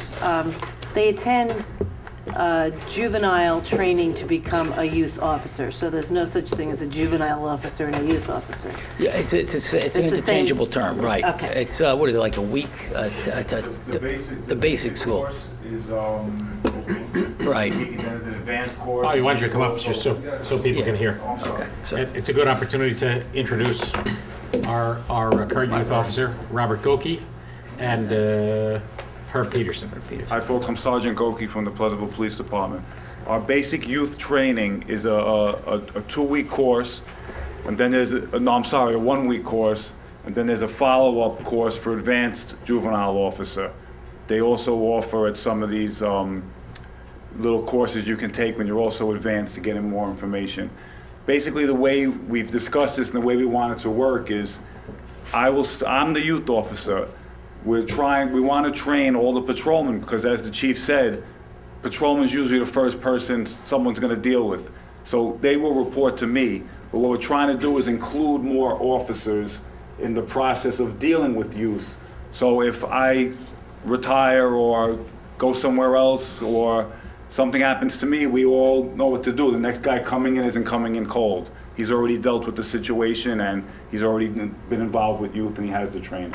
So in the Detectives Division, there's one youth officer, which is you, right? I am considered the youth officer. Everyone who deals with youth reports to me. Okay. Detective Peterson is trained, certified youth officer, Right. as are 3 of our patrolmen and 1 of our patrol sergeants. Okay, that's what I But wanted they to all do. would report to me, and I would supervise and Okay. follow up on any cases they do and let them know if it's something they can start to handle or something that has to go to me. Okay. I would make that determination between me and the chief and my lieutenant. Okay. one other thing, just when we talk about investigations, is this year we had the opportunity to send 2 or 3 guys to investigate criminal investigation school to kind of like sharpen their skills, because there again, this is the guy that's going to show up on the call when a crime is reported, and he's going to make a determination if he needs a detective or not. It behooves us to get as many guys as we can over time trained in that, because right then and there we're already handling it as a major case at the point of inception. Once the call comes in, that officer is going to be there, and he's going to start taking stuff beyond the stuff that's taught, taking action beyond the things that are taught in the police academy. So as in what you're doing, both of you guys, you kind of make your schedules around like what's happening with the youth in Pleasantville, like if there's the bonfire, or that's kind of like the hours you're working. Well, Chief, if I may? Yeah. The way I work my hours is I don't work a set schedule because it doesn't seem feasible to me if I know I have interviews or if I have something going on, the bonfire at 8 o'clock at night, for me to come in at 8 a.m. and then from 4 o'clock on I'm on overtime. Right. So if I know I have something at night, I will change my hours and work 12 to 8 or 1 to 9. So I try to base my hours on the most work I can get done. I mean, at times I'm on an investigation and obviously it goes over, and then it will be overtime. But when I plan my day out the day before, I plan it out with, what do I have tomorrow? Do I need to be here at 8 a.m. or do I need to be here at 9 p.m.? That's the way I work out my schedule, with the most I can get done on straight time. And the most I can get done in my capacity as youth officer, and we also have a lot of criminal investigations going on. So obviously I have to juggle the 2 and prioritize. Okay, that makes sense. Well, anybody have any further? I thank you guys for coming. I mean, part of our purpose in all of this is not only to let the community know what goes on in each of our departments on a regular basis, but also to let the community meet people like all of you, so that there are faces attached to the role. And certainly in the case of the detectives and the youth division, it is a great opportunity to do that. So I thank you for that. We'll have lots of questions going forward, but you have given us a great overview, Chief, and I thank you for it. Thank you. Appreciate it, and we'll see you back soon. Great. And thank you for all you're doing. You're doing a great job. Thank you very much. Thank you. You can just take the sides off and I'll shut the light off later. Thank you, fellas. A busy night we have tonight. The next activity is a public hearing. Can I have a motion to open public hearing on local law, Chapter 21, changing the residency requirements of certain court employees? I suggest maybe we do the Weskora one first. Okay, that's fine. We have two public hearings and the, well, I mean, the residency thing is going to be pretty routine. Yeah. Okay, fine. Should expect it. All right. Yeah. Motion to open the public hearing, changing the residency requirements of certain court employees. So moved. Second? Patty, you want to describe this? Yeah, quite simply, the New York State Public Offices Law requires that certain employees be residents of the communities in which they work unless otherwise exempted by the local governing board. So we're asking tonight that the village board exempt from residency requirements all personnel of the local justice court. Anybody have any comment on that subject? No, I think we discussed it Right. in a lot of detail last time. Is there any comment from members of the public or anyone who might call in at 769-1677? I mean, the reality for us is that it isn't realistic for us to maintain a residency requirement for these positions, certainly in my view. So, all right, there being no further comment, motion to close the public hearing. So moved. Second? Second. All in favor? Aye. Aye. Hearing closed. The next is a motion to open the public hearing on a local law amending Chapter 173, Vehicles and Traffic, Section 173-63, Schedule 15, Parking Prohibited Certain Hours, Weskora Avenue. Do I have a motion to open the public hearing? So moved. Second? Second. All in favor? Aye. Patty? Mayor, we've gotten correspondence earlier this year, probably the early part of the summer, from residents of Weskora asking for consideration of parking restrictions due to what was reported to be an increase in commuter traffic, all-day commuter traffic on Weskora. And we had opportunities to correspond with some of the residents. We had a work session several weeks ago, and in discussion came up with what was considered to be a possible solution, which would basically restrict parking on both sides of Weskora from Pleasantville Road to Spring Street for 1 hour during the morning hours. And this would be consistent with other area parking regulations. We did receive additional correspondence on the hearing tonight. Certain residents that could not make it, and I'd given the mayor several emails that I received that he could read into the record. All right, I thank you. I will read those into the record. These are comments emailed to us from people who have concerns or interest in this, but were not able to attend tonight. So, it should be noted that this was a hearing that we opened, I think it was as early as June, and we kept it open because it was the summer and we wanted to be able to have people come, and we kept opening it and opening it and opening it. So, you know, although I appreciate these comments, they had a tremendous amount of opportunity to get them here to us a bit sooner. I would have. And yet, we always welcome comments. I do. I totally welcome them, but it would have been, you know, for all the people that showed up and made their comments on a timely basis, this kind of, and thought they had it settled, it kind of complicates things a little more. I would also say, however, that we in the end put up for a new public hearing, a revised and somewhat broader restriction that was originally proposed. So, at any rate, let me read these three into the record. The first is from Jerry Schulman. My name is Jerry Schulman. I live at 76 Weskora Avenue since 1984. Fortunately, my house is towards the other end of Weskora, away from the section of the street where commuters park. Therefore, there's no impact on the small area on the street in front of my house where I can park one of my cars. The problem with parking at this end is how narrow the street becomes as one heads towards the cul-de-sac at the other end of Weskora. It was about 10 years ago when a no parking regulation for the same 1-hour time period was going to be imposed on the street. I also remember the village preparing to plant no parking signs up and down the street. In particular, I recall a sign was going to be put in the middle of my front lawn. At that time, we were able to convince those in charge not to place these signs on our property. I'm against the decision to ban parking on the street for that 1-hour period each day. To be honest, I'm more concerned with the parking on both sides of Spring Street. There have been times when larger sized vehicles could not get through this street when there were activities occurring in Roselle Park. I'll not be able to attend the meeting tonight. Hope this information is helpful in making this decision. Second one received from Brian and Fiona Bruder of 71 Weskora. I realize that Weskora Avenue Street parking issue will be discussed tonight, so I felt it important to communicate my support. Some of my fellow neighbors who have already voiced their concern over the 1-hour restriction Monday to Friday on our street. I feel that it will just push the problem farther up Weskora, near the park and towards the more narrow portions of Weskora. The restriction as it is just puts a band-aid on the problem and will not solve it. In addition, the residents of Weskora work with limited space for parking already, and a restriction will just compound that problem if the restriction is placed on all of Weskora. We're very sensitive on a daily basis to making sure that the cars are not parked right across from each other so that vehicles can pass through easily and safely. We're sensitive that to the fact that because we're residents, the commuters will not be sensitive to that, and in fact the problem will just be pushed further up the street. I am therefore not in favor of the restriction and see a possible sticker for residents. See Tom Connell's comments as a possible middle ground solution. I thank you for bringing our comments to the board tonight on our behalf and hope a fair resolution is reached. And then the third is from Tom Connell of Weskora Avenue.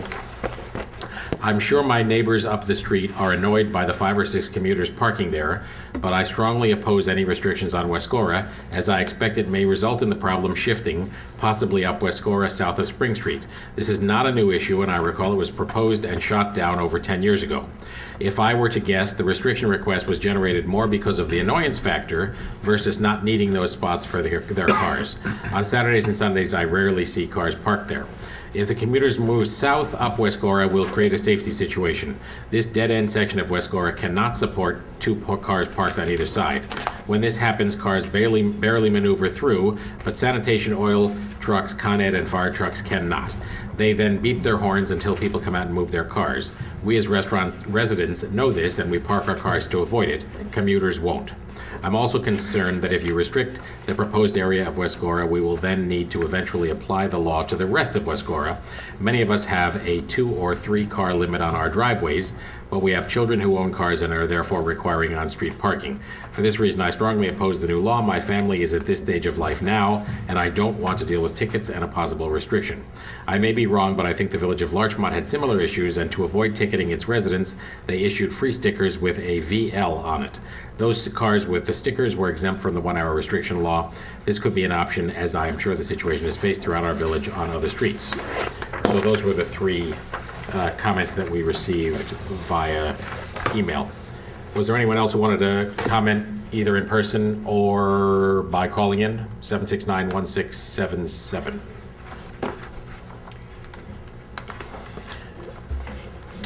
Welcome, sir. Just give us your name and address. Yeah. Sure. My name is Anthony Swazi. I'm not a resident of the village of Pleasantville. I've only been on Weskora Avenue once in my life, and that was to fight a structure fire about 20 years ago. I don't live in the village of Pleasantville. I live just over the line in the town of Mount Pleasant, and I've been there since 1975. I thought I heard, ma'am, that you said that the public hearing for parking on Weskora Avenue was opened in June. I thought it was June or something. It was the summer. Yeah, we did have, we had another notice. And this is November. Mm-hmm. So from June to November, all of you have been involved in a parking issue on Weskora Avenue. And from what I've heard, it doesn't affect safety. It has to do with the imposition of people having cars parked on their street. Am I correct? Yes. Well, the issue raised by these recent comments is the concern that it might create a safety issue if those commuters parked further up the street where the restriction was not proposed to be.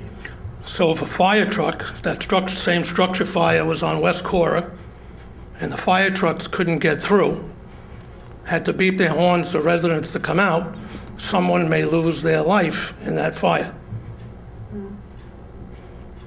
Am I correct? I mean, that's what's presented here. I mean, So there's a safety issue there.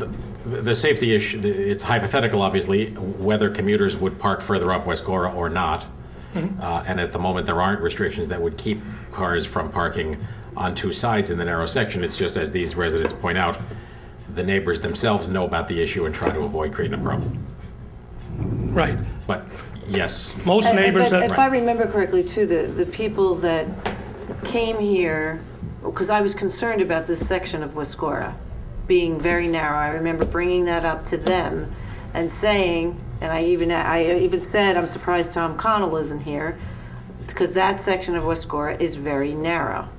And they said they didn't think it was going to be a problem that those cars would park there. They didn't think they'd walk that far. It but, just puts you know, the commuters that just far saying. out of it. So what these people's concern is now is that if we impose these restrictions, if I'm understanding this correctly, tell me if I'm not, but if we impose these restrictions by Spring Street, then now they're going to park on the narrow part of Weskora down by the cul-de-sac, which would be dangerous if they did that. If they did that.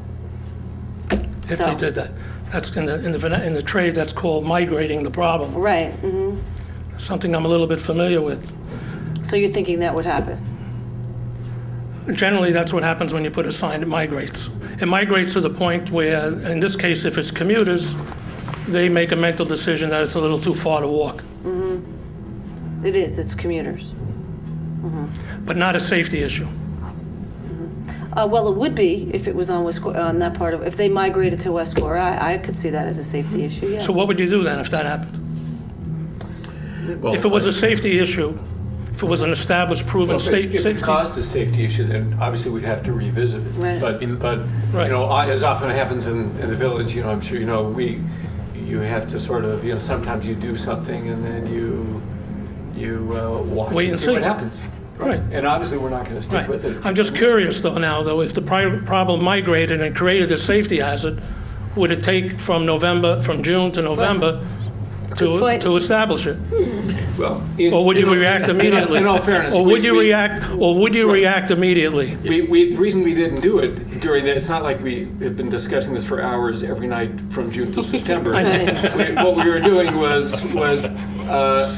thinking that if we pulled something like this in the middle of July when everybody's on vacation, that we would be seen as having done an unfair thing. So what we're trying to do is make sure that people like you can come in November and feel like you still have a voice in this decision. Do you park there? As I said, I've only been on Weskora once in my life, and that was to fight a fire. Thank you for doing that. I did not intend to speak on this issue tonight. But I came here tonight just to observe all of you in action. And when I arrived...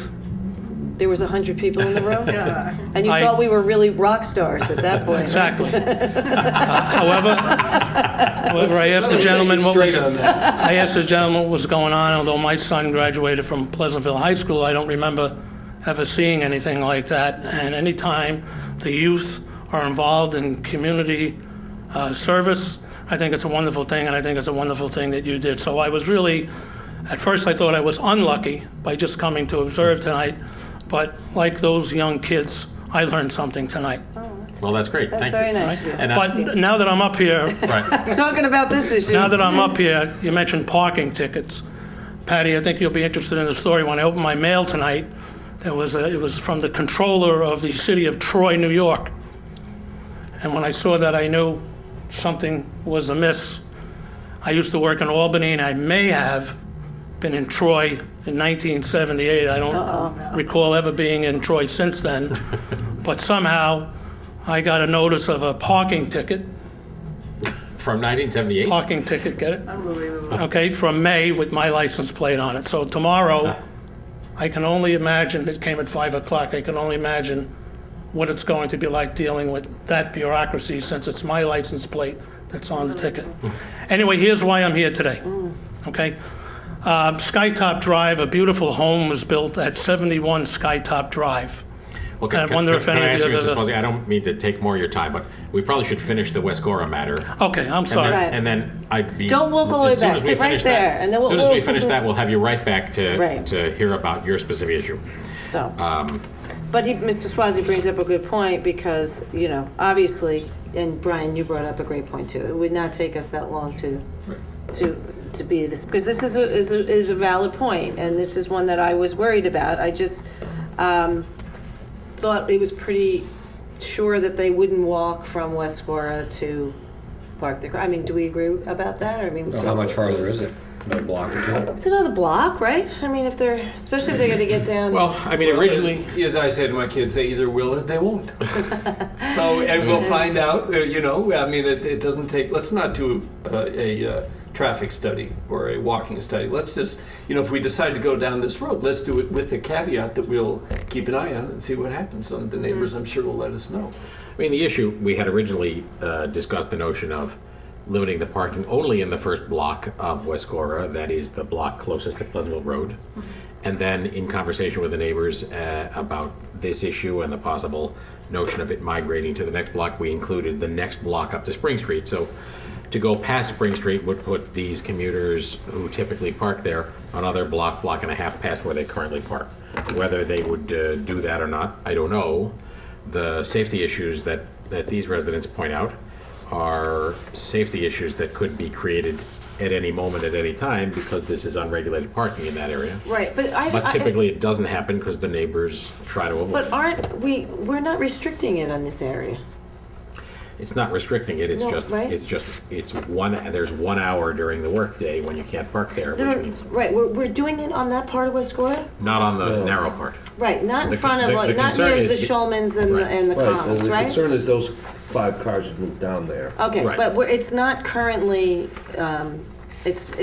we left it open for that reason, if I remember correctly. Well, it just didn't this seem necessary to restrict parking anywhere beyond where it was likely to be used by commuters. But as these people rightly point out, you never know what somebody's going to do. I mean, we have the same issue and existing regulations on streets like Edgewood and Grove and places like that, which are close to the downtown and therefore popular for. And we should address why we don't give out a sticker for residents, because according to the chief, that's illegal. That's illegal to do. I guess the only question I have, and I have to go back and look at this in light of that, but if all 5 cars, I mean, I know what they're talking about, but it's a long stretch of road down from Spring Street to the cul-de-sac. If all 5 of these commuters decided to move down there, how much of an impact does that really have on that entire stretch? Are there a lot of cars there? I mean, I don't remember there being a lot of cars during the day, even though they park on one side. Well, would it? No, I think it would. I do. I agree, because, you know, like Tom said, you know, when you've got 3 kids that have cars, and you say you got 4 cars in your family, and you've got 2 of them in the street, those 2, and your neighbor has the same issue, and your other neighbor has the same, and add those 5 cars to it, they're really not going to care that you park.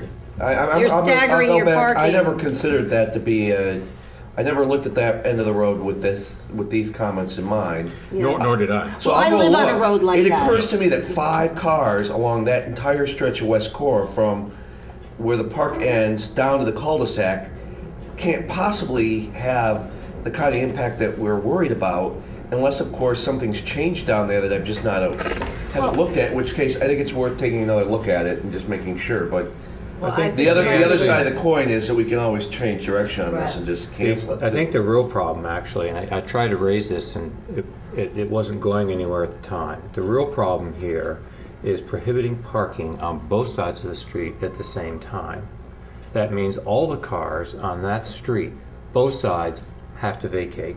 It should be staggered, 9 to 10 on one side and 10 to 11, so that the residents on that section of the street don't have to move all the cars off the street onto some other location. That's what's going to happen. All the residents who have cars on the street, they're the ones that could be down, you know, on another street causing a problem. It should be a staggered. But won't they have to do that anyway? No, if it's staggered, if you don't have to, if you have parking prohibited on one side of the street for an hour, you've achieved the objective of of limiting commuter use of that side. But if you put the other side of the street at another hour, then residents can simply go out and juggle their cars from one side of the street to the If other. they're there, if they're not there, then they... Well, if they're not there, then they're going to be captured by the 1 hour business. Well, I mean, I understand your point. The commentary from the neighbors who had originally requested this, I think, was that for the most part, they didn't need to park their cars on the street because of not having enough off-street parking. It was more about the fact that these cars were parking there all day on weekdays, and as a result, leaf removal and snow removal was difficult in front of their homes because there were always somebody else's car parked in front of it. But just take the one city in this part of the country that makes the most use of alternate side street parking. All over New York City, and there's a reason for it. You know, they don't just do that because they're quirky. It's because it works. That's the way you do. That's the way you restrict parking. You have the alternate side deal. I mean, the reason for alternate side in the city is for street cleaning, and I suppose we could try to... It is. Honestly, my sense of this, I think it's a legitimate point, obviously, but I don't think it's that part of it is that big a dimension of what's going on here. The reason for enacting this is simply to discourage all-day parking by commuters, so that residential neighborhoods don't become de facto free parking lots. I mean, that's what we've done in many other places, and that's why I think, at least initially, we were rather sympathetic to the homeowners who were confronting this problem, especially since, as they reported, you know, leaf pickup and snow removal is a significant problem. I mean, I have this problem in front of my house periodically, close enough to the school, close enough to the train station that there are lots of other uses for the street, and not at a level that bothers me, but you end up with a bunch of cars in front of your house and your leaves don't get picked up when everyone else's do. It's that kind of an issue. So by the same token, I think Jonathan's point is well taken, which is that I certainly haven't gone down to the other end to take a look at it, and with that in mind, it's narrow. Wonder if the answer might be not to close this public hearing, but instead to adjourn it to our next regular meeting, which is Monday, December 14, during which time we can open this very same public hearing without having to renotice anything. And that will have given us all a chance to drive by and kind of look at those issues. I think the unintended consequences concern is potentially considerable and really should be thought through. And I agree with you, Steve, on that. I think that is a sort of making up different times on different sides of the streets is a good idea. But I think we should also remember that this is the reality of this is that in spite of the fact that we have 2 full-time traffic parking enforcement officers who have issued year-to-date close to 9,000 parking tickets. How many on Weskora? The idea is that a law like this is going to be used to sort of clear up a problem, not every day. You know, we're not going to, that ultimately things will settle down, and we use it when we really need to. I mean, isn't that, we've been sort of, even though we can't advertise that fact, it's a law that's used as a tool. And, you know, I live on a block, on a cul-de-sac like that, and Jonathan, I can agree, I have to agree with Tom that it would, you park your car in front of your house with consideration to where you know your neighbors park their car, so an emergency vehicle could get through there. We stagger where we park our cars every day out of consideration for one another, and that if 5 cars came to the end of my block where I live right now and parked there, it would screw everything up. If they came to your end of your block, but if they 5 additional cars on all of Leland would not screw Leland up. No, but near the narrow part. But that's what they're talking about. I mean, but their the section that they're talking about is as long as Leland is. I don't think it. I think from the park all the way down to that cul-de-sac. That's a good distance. Near like Jerry and the Schulmans and the Connells. I don't know this other. I have to go look at it. I mean, that is the narrow part. I'd like to go look at it. Rather than spin our wheels, is everybody in agreement with the idea of adjourning the public hearing? Okay. Can we have a motion to adjourn this public hearing to be continued this Monday, December 14th? So Second. All in favor? Aye. Okay, so in the meantime, we'll all take a look at that. And we invite anybody who might be watching or who has an opinion on this subject to come back on Monday, December 14 at 8 p.m. Especially these 3 people that wrote these emails. I mean, there's no need to show up. If you don't want to, you can call in. Or, as these people did, email or send a note or drop it off at Village Hall. And then Mr. Swozey can accuse us of talking about this from June till December. Okay. Which you can. Okay. It's not an exhibition. Mr. Swozey, welcome back. Do you have to change the tape already? All right. Oh, now Mr. Swozey, you have to... We're going to have a brief break to change the tape. I'm June sorry. to November was a long time. Welcome back. Thank you for your patience. We just had to switch tapes because we'd run out of the first tape. Okay, welcome back. Mr. Swazi, the floor is yours. Not to beat a dead horse, I don't expect to go on to Weskora. I didn't come here to speak on behalf of the neighbors who live there. I didn't come to accuse all of you of... okay. But I have a little experience with parking, and a complicated issue that seems complicated like this, I've had experience with, and generally it's just poor working stiffs who can't afford the train, who are trying to park away and thinking they're in a safe spot, not causing anybody any harm, and getting on the train and happy that they didn't have to pay. And you're all spending a lot of time. So it's probably the same 5 or 6 people who don't know that they're creating a problem or will create a problem. So it's been my experience to have somebody who can write a decent letter, write something up, put it on the windshield of their car, suggesting to them that where they're parking is creating a problem or may create a problem. And if you don't cease and desist, we'll have to put up no parking signs. Could you please find another place where it's safe? And now you've educated them so that if they go looking for a place, most people are nice. They'll move their car probably immediately. And now that you've educated them that where they put their vehicle could inconvenience a neighbor by blocking their driveway, making it difficult to get out, or creating a fire hazard by not allowing the garbage trucks and whatnot to come in. Most people who ride the train to New York City, it's been my experience, have a little bit up here and probably will comply.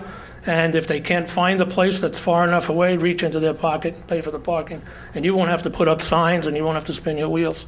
That's what I suggest that you try. That's a good suggestion. Okay, thank you for that. Okay. But All right. you should note just one thing, that those 5 or 6 people, there's 5 or 6 people on all the blocks that surround the village that make up, so it's like not 5 or 6 people that are inconveniencing. If you put them on every block, there could be 100 people. That's right. So, just so you know, but that's All a right. good But you could try communicating. What was the issue that brought you here? Okay, I just came to observe. I didn't intend to speak at all, but I got a chuckle when Chief Chiarlitti said that bullets were scarce. They also were scarce in Kuwait, and we couldn't get bullets there as well, the train, even though we were bringing all the ammunition in for the entire war. But that's not why I came either. Okay, 71 Skytop Drive, a beautiful new home was built, and just like myself, who've only been on Weskora Avenue once in my life, I don't intend to go back there again. I want to ask any of you if you've ever been on Skytop Drive. Yes. All of you have been on Skytop Drive. You recently? Yes. As a result of anything that's been brought to your attention? Not 71. Not 71. Okay. I have a long history with Skytop Drive. It goes all the way back to your predecessor, Mayor Farrington. I don't know if you remember him. I do. A unique personality. Anyway, as a result of my coming to the village board to speak to Mayor Farrington, and that also went on for many, many months and many, many years, but the end result is if you go up on Skytop Drive today, you'll find a double yellow center line around that blind curve, and 2 15-mile-per-hour turn warning signs to warn people that there's a blind curve there. And that the house at 85 Skytop Drive, which is right on the curve, has a bunch of hedges. And as you know, hedges grow every year and have to be maintained. When they grow to a certain height, you can't see around the curve. There's also a catch basin there. It's too bad the highway superintendent is gone now. But there's a catch basin right at 85 Skytop Drive that clogs with leaves, sand, and whatnot. And in a heavy rain, floods and runs across the roadway. Sometimes it freezes. So Skytop Drive is a high accident location. I don't know what you've been dealing with, and that's certainly not why I'm here today. That section of the blind curve. It's been taken care of to the best of our ability. Most of us that travel on those roads know that it's unsafe and we travel at a slow rate of speed. But it's the unfamiliar motorists that all of you should be concerned about on all of the roads in the village of Pleasantville. At 71 Skytop Drive, a new beautiful home was built in the past year. and right next to it is a foundation. Another second home is going to go in as well. During the construction of those homes, we, the people who passed through Skytop Drive, knew that there was temporary construction going on there with dump trucks, cement trucks, and whenever you build a home, lots of contractors have to have places to park. I don't know how the other neighbors dealt with that, but I myself said this is going to go away in a few weeks when the home is built. And that's exactly what happened. Those trucks went away and never to be seen again. However, I noticed that not one, not two, but sometimes 3 vehicles are parked during daylight hours on the street in front of 71 Skytop Drive, which in my opinion creates a severe traffic safety hazard. And those vehicles that are parked there, even though there are no parking signs, are in violation of the vehicle and traffic law, and if they were parked there right now, could be summoned. But that's not why I'm here, because I don't want to send the police department up to the people who are parked on that street and give them summonses. I don't think that's necessary.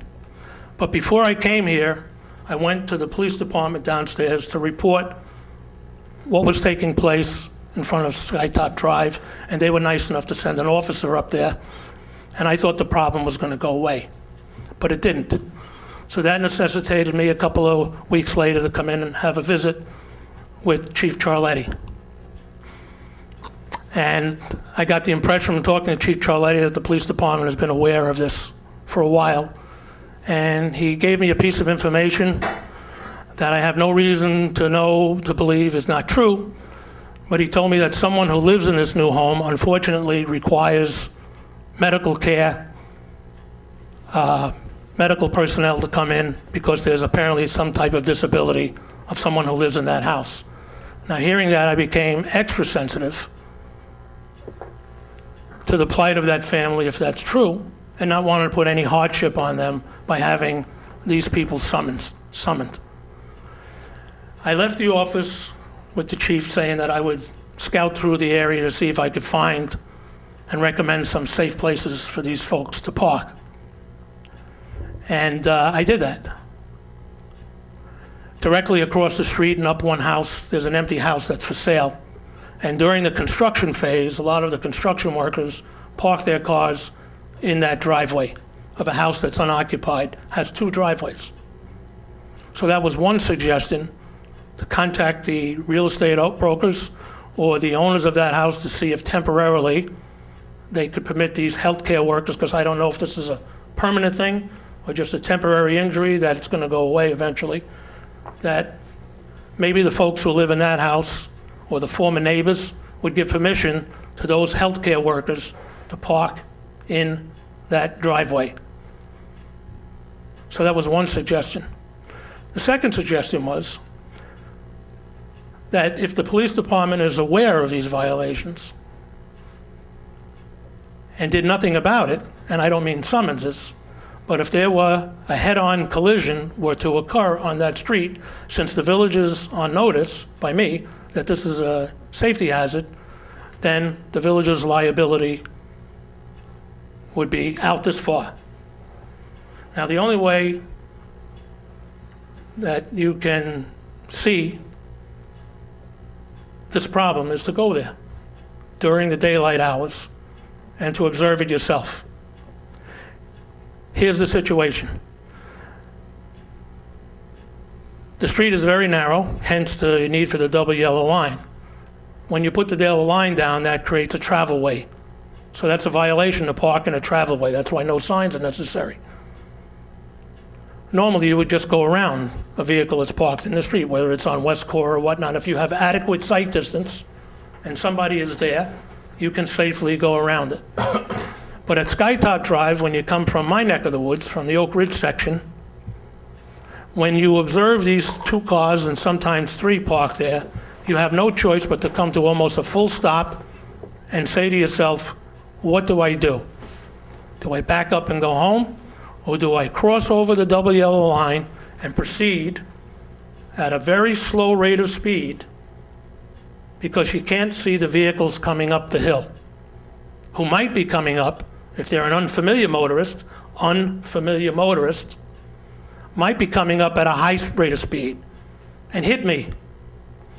Or the school buses from St. Jude's that traverse through there a number of times a day, certainly more times than me, already carrying disabled children. A full-size school bus on my way into town the other day, carrying probably 35 passengers, or at least that was the capacity, passed me coming up the opposite way. And it was subject to being hit head-on. The school bus in that case would not have been in the wrong. They were on the right side of the road. But the same people that work at St. Jude's, the workers, tend to come up that hill at a high rate of speed. Eventually, statistically, there's going to be a head-on collision on Skytop Drive. I'd be willing to bet the mortgage on that. Okay, So, this is the second suggestion. Again, a simple suggestion to the chief, and now I'm going to say it to you. I've also wrote you a letter, sir. I don't know if you've gotten my letter about Skytop Drive. I didn't. Never saw my letter about Skytop Drive? I don't recall it. Emailed? There was an email that went to the chief. We'll look for it. Okay, well, that brings me to us. I'm going to save that for the end because now I want to talk about letters to the village. Okay. I suggested that someone politically astute from the village, a village representative, go to the homeowner and knock on the door and introduce themselves and ascertain if in fact that's the situation, that there is a disabled person there. Assuming there is, I make this suggestion. All of you must work someplace, and all of you would like to park your car in front of your workplace. How many of you can park your car in front of your workplace? I think you work in town, Mayor. I do. Maybe you can do, but you got to feed the meter, right? Yeah, I walk. No, you walk. Okay. So most people have to park their car someplace and walk. If in fact these are employees from some medical service facility hired by the homeowner, then a simple solution would be to find out from the homeowner. First of all, inform the homeowner, because the homeowner may be doesn't even know, if nobody told them that they're creating this problem, may be totally unaware of it. All right, well, So simply by speaking to the homeowner, who would speak to the employees, would ask them to go park someplace else, migrate the problem. You may get it someplace else, depending on where they migrate. All right? So that was a simple solution that should make that problem go away. But if it doesn't, ask that same homeowner who the company is that they hire these medical workers from. And then write the same letter to the owner of the medical company, informing them that their employees are parking, putting the village of Pleasantville and me and all of us in a liable and dangerous situation, and to inform their employees that they shouldn't park there anymore. That would help shift the liability from the village onto the company and their employees. Now, if none of that works, then your traffic safety committee, I think you have one, we do, should go up there and observe and report back to you, and maybe we'll have a public hearing and it'll go on for months. But this is a serious situation that, as we speak right now, could happen. How about this as a plan of action? We'll drive up there, all of us, and take a look during weekday hours just to see this, just as you describe it. I'll talk to the police chief as well to understand his understanding of the situation. I know you've already had that conversation. Double check the question of the legal responsibility here. That is, if these people can be ticketed, if they have to be ticketed, are we entitled to do so, etc. So really understand what the dimensions of the problem are, and then we'll get back to you. I hope Mr. Strozzi, there's... nary a summons is going to be written as a result of my coming in. I would feel very bad if I think it would be totally unnecessary, unless... It's not that we're seeking to write any these tickets on anybody. These things don't work, then you have no choice. By the same token, it's ultimately the responsibility of the people who park illegally or dangerously if they do it. And so I always think a carrot is better than a stick, but by the same token, if people are routinely parking in a place that is either illegal or dangerous, they need to stop. So, and that can ultimately is the responsibility of the person who drives the car. Obviously, the homeowner in question who may be employing these people has some influence. As you suggest, the person who employs the people, if they are coming from a service, might have some influence as well, but ultimately it's the people that drive the car. So. Okay, now, just two more things on the same subject. Okay. And that was just a confirmation, that phone call, that the person is permanently disabled in that home. Okay, so that takes care of that. Now, let me ask you a question. If any one of you were that homeowner, and this problem was brought to your attention, and your driveway, your own driveway, had no cars in it, or only one car parked in it, while these other cars are parked on the street,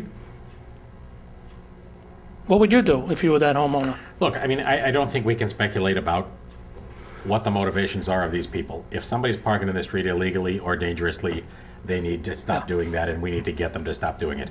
I understand the point you're making, and it's certainly a legitimate point, but in the end, we can't really get into the position of speculating about the responsibility of anybody other than the people who are parking there and need not to be doing it. I mean, those are the people we need to be moving. Well, I just brought that second point up because as I go by, I don't only observe those cars, but I observe that 90% of the time, those two cars could be parked in the driveway off the street. Well, and perhaps that's the solution they will find, but in the end, although, as I say, I'm more than happy to try to be cooperative in helping people solve problems, the people we're looking at are the people who are parking on the street. So. Now, I don't mean to be critical on the letter business, but I've had previous experience writing letters, handwritten letters, to the mayor of the village of Pleasantville about a year ago, and knowing that the mayor is very busy, at that time I allowed a month to go by and I didn't hear from him. So I called up and the letter got lost. So I sent another letter, and eventually that matter got straightened out. This time I went to the web to find all of your email addresses because I wanted to email all of you, and I couldn't find them. I only could find yours, Mayor. And I wanted to send my letter not only to all of you, but to the village attorney and the chief of police. I was able to find the chief of police on there, but chief of police. So in my letter to you, sir, in the first sentence it says, could you forward my letter to your 4 trustees and the town attorney? Okay. And I thought of this while I was in the back. I should have asked you to forward it to the village's insurer. So I'm going to ask you now, when you find my letter, this will be easy for me. I won't have to rewrite it. I could send it to you again. No reason to rewrite. But would you send it also to the village's insurer? And try to visit the site during the daytime. One more thing. The home health care aides that go to that house, they must be very well paid, because I noticed that they drive very, very expensive vehicles. Well, again, sir, it's just really not part of the speculation we ought to be getting into about who they are or what their background is or how much money they have. It's that they're parking on the street. And if they're causing a problem, that's what we ought to stop. That's what you should see. Can I give you my card for my day job? We have some email issues associated with the county email that continue to frustrate me. But send it to the email address on that card, and I will reply to you to report that I got it, and we'll go from there. I don't mean to be critical, because sometimes no, I fully understand. Computers don't work. Right. But unless there's a reason, I mean, maybe you don't want to get letters from citizens. I would think that it's not it, and honestly, it's a discussion that we are soon to have. It was brought up just this week. The school board members have, for example, now all gotten Gmail accounts. Board 1, Board 2, Board 3, Board 4, for a whole series of reasons, and it may be that the logical solution for us is to head in some direction of that kind. But recognize also that you also have to realize that, A, we're rather constrained because we don't have an IT department, and we work through the county, which turns out to be a little bit like trying to thread a needle with boxing gloves But on. normally, if you send it to Patty and ask her to distribute it, or Judy is actually the key for these. Well, I think I copied both of you. So whatever, we'll find that letter. I promise you, we'll. Did you forward it to any of them? No, we sent it to the police chief. We'll get Only to the police chief, but you didn't send it to the trustees? No. No. We'll. You know, again, issues like this, in the end, are the police chief's responsibility. But I assure you, I will personally talk to him You have my email address. I appreciate your interest. I'm not a computer geek, but I'll bet if you go to Dr. A and ask one of those students to volunteer to help you set up your website, it'll happen like that. All right. I think all of you, it should be a list, all your names, emails, so I could just click on them and copy all of you. Understood. All right, thank you very much. Thank you. Any advice on Troy? Yeah, I just, you know, see if they have an amnesty. I'll let you know. Yeah. By the way, Find your Helen. this coat is here when I arrived. Let's go to the resolutions. The resolutions. 2009-219, Steve. Oh, goodness. I'm exhausted. I resolve the Board of Trustees of the Village of Pleasantville hereby approves a local law amending Chapter 21, changing the residency requirements of certain court employees as follows. And are we going to read through all this, or are we going to... As stated in the record. As stated in the record. It's what we just closed the public hearing on. Is there a second? Second. All in favor? Aye. Motion approved. The next resolution, 220, is the one referring to Weskora. We will table that because we adjourned the public hearing without closing it. Until December 14th. To December 14th. Okay. Thank you. So 221? 221, Jonathan. No, what about Me. I'm sorry, Mindy. Resolved that the pre-check register dated November 23, 2009, covering check numbers 64960 through 65086 has been reviewed, and they are hereby approved as follows. These are big ticket items here. General Fund, $732,927.79. Miscellaneous Revenue Fund, $3,728.55. The Water Fund, $141,978.87. The Capital Fund, $48,173.34. The Refuge Fund, $50,005.85. The Pool Fund, $1,680.76. Trust and Agency Fund, $21,784.04, totaling $1,279.29. Is there a second? Second. Patty, I wonder if we can amend check 65085 to Wormser, Kylie, Galiff, and Jacobs to remove the last item for further discussion. That's their invoice 18866 in the amount of $2253.50. In other words, the other four elements of that check, to my mind, are fine. The last one may be fine. I simply want to engage that discussion because the bill is different from what I expected we might get. I'll speak to the treasurer. I think we just have to void it and reissue for the other balances. So does that work? Well, I think we can do that. Yeah. So is that... I just want to note that the general fund being up there at $732,000 that's all the uniformed and non-uniformed retirement became due this quarter, right? Or this Probably health month. insurance, retirement. And the health insurance and life insurance. This wasn't the escalated contribution that we're expecting. This is no, normal. this is the normal. What normal is. But it's just that's right, why it's that number is so high. $102,000 to New York health insurance. So is the mover accept that change on check 65085? So yes. Okay. Thank you. Any other further comments? All in favor, aye. Motion approved. Jonathan. The Board of Trustees has reviewed the minutes of the meeting held on Monday, November the 9th, 2009, and I hereby approve. Second. Comments or corrections? All in favor? Yes, aye. Aye. Motion approved. Brian. This is 23. 23. The long one, that's 2 pages. Yeah.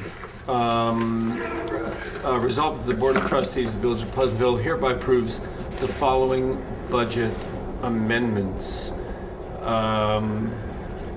We're taking the sum of $6,663, transferring that from contingency, putting it in MTAPR tax. That's the new payroll tax, that's right. Okay, which is an outrage, by the way.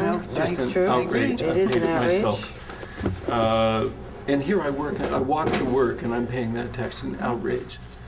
The second section, to fund over budget accounts from PBA retro We're taking $3,572 from contingency, same amount to police uniform holiday pay, $2,190 from contingency going to police detective holiday pay, $1,028 from contingency to police detective overtime, $302 also from contingency to police juvenile holiday pay, $1,114 from contingency to police juvenile sick pay, $297 from contingency to police juvenile vacation buyback, for a total in both columns of $8,503.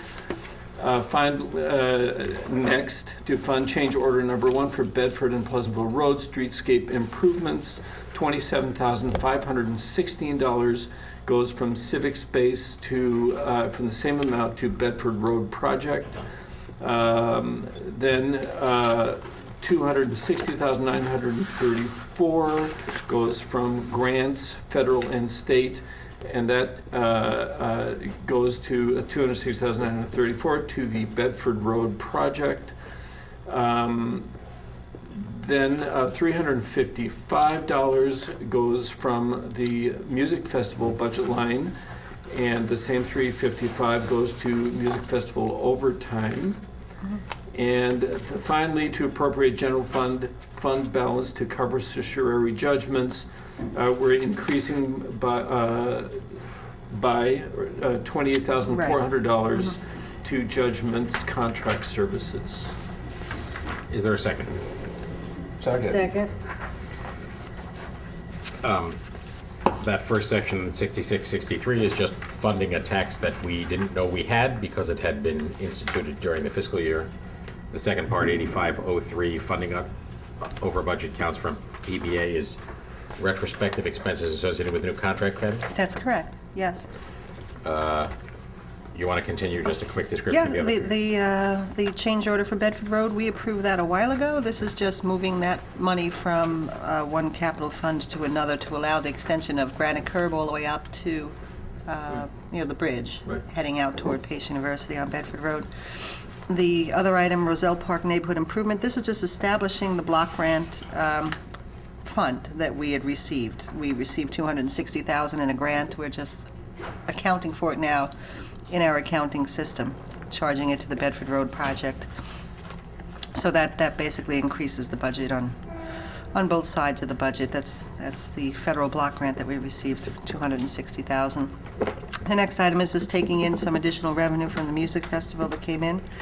And lastly, we settled a certiorari with the Commons and with BEJ a couple of weeks ago. So we're appropriating contingency to pay those certiorari settlements. Okay. Any further comment? All in favor? Aye. Aye. Motion approved. Steve, 224. Resolved that the Board of Trustees of the Village of Pleasantville hereby approves a 3.3% salary increase for the following employees effective June 1, 2009. Anthony Chiarlitti, Police Chief; Robert Love, Police Lieutenant; Michael Wilson, Police Lieutenant. Is there a second? Second. This is the step we take for the management after the completion of contract negotiations with the TBA, which include the non-management employees, and based on our discussions and our legal responsibilities, arrived at this conclusion. Further comments? All in favor? Aye. Aye. Motion approved. Mindy?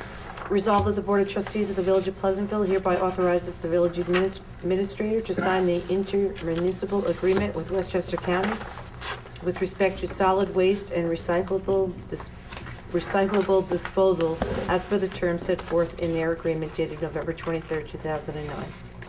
Is there a second? Second. So, Patty, the new tipping fee is $25 per ton. Is that different? How is that comparing to? It's just slightly higher. I think the old fee was a little over almost $24. Okay. So the fee is fine. It's a CPI indexed fee, so we're in good shape with that. So, since the consumer price index actually dropped, I think, or is it has dropped close to zero. Yeah. If it drops, are we going to save money? We will. Right. Yeah, that's okay. Something you don't see happen very often, but it can happen. All in favor? Aye. Motion approved. John. Jonathan, 226. Resolved that the Board of Trustees of the Village of Pleasantville hereby appoints Erik Kristensen, 15 Grandview Avenue, Pleasantville, New York, to the Ethics Board effective November 23rd, 2009, for a 3-year term to expire April 2012. Is there a second? Second. Erik Kristensen is an attorney, lived in the village for several years and came forward and volunteered to fulfill this position. An impressive background, perfect for this purpose, and we welcome him to the Ethics Board and hope that he will have very little to do. We may find something else for him to do in addition in some other capacity. All in favor? Aye. Motion approved. 227. Finally, resolved that the Board of Trustees of the Village of Pleasantville hereby approves the request from the Jacob Burns Film Center to use the Manville Road parking lot from Friday, June 11th, 2010 Should be 10. through Sunday, June 13th, 2010 for their annual fundraising event. Said approval is subject to submission and approval of permits, insurance certificates, and all fees to the Village of Pleasantville for the use of said municipal parking lot. Is there a second? Second. The Burns, as you may recall, has a couple of times in the past used the Manville Road parking lot, that's the one behind the bookstore, for their annual benefit. They did not do so this year, but have come forward to us and requested the right to do so for the June 11th, 2010. I'm sorry, it's going to be, the event is on June 12th, I guess, Saturday, June 12th. So the arrangement is similar to what would have happened in previous years. They take over the lot on Friday, June 11 for their setup. The event is on Saturday, and they clear it and return it to public use by Sunday, June 13. And consistent with that, they pay, am I correct, Patty, as they have in the past, the meter rates for all those spaces for the time they have them? About $200. Right. So the step we want to be careful to take, and I don't think we've done as good a job as we might have, and I think the Burns can carry the water on this as well, is to make certain that the adjacent business owners and indeed all the central business district people know what's going on, so that they're aware of it and are not surprised by the change in the parking dynamics during that time period. Right. All in favor? Aye. Aye. Motion approved. Unless we can think of something else to say, Well, let's just keep this thing going. we have a work session to continue to. Congratulations again to all of the kids who were honored in tonight's youth recognition ceremony. Jonathan's had 2 birthdays since we last spoke. I also was remiss in not pointing out at the outset an update on our situation with Con Edison and the tree cutting, not only all around Pleasantville, but the horrendous work that was done around Nanahagan Pond. Con Edison, with our agreement, went back and started to clean up the work they had done near Nanahagan Pond, and they've come forward to us with a proposal to compensate us to some degree to allow us to replant species that they consider to be appropriate in that location. There's a little more complexity than all of that because the New York City Department of Environmental Protection is also involved. Some piece of this property in question being theirs, so Perversely, they're involved. Perversely, yes. They're not interested Are you going to take that up? in protecting our environment so much as their own. I'll forget. At any 1 out rate, of 3 in the initials ain't bad. Oh, see me. the good news is I do think that we will see a way forward to restoring some of the trees in that park. Obviously, restore is a term I use advisedly because there's no way to restore the old trees and what we had before, but I do think we're going to come out of this with a chance to start putting ourselves back together again, and we will let you know how that develops very soon. So I have to say that this week, finally, somebody called me from an energy service provider. You know how you can go to another. I've always said no to them because I figured, well, Con Ed delivers my power. Why should I go to somebody? Yeah, come on this down. week, I said, okay, I am cutting my Con Ed service. So that's what it may very well be that the Con Ed is actually encouraging you to do that. So it may be that your answer. You're going to see Brian up on his roof with his solar panels. If your goal is to annoy them, it might be want to stay. Under a cloud. Is there a motion to Bagley Jr. motion to adjourn this lengthy meeting of Monday, November 23rd? So moved. All in favor? Aye. Thank you all for watching. Look forward to seeing you in 3 weeks, Monday, December 14th.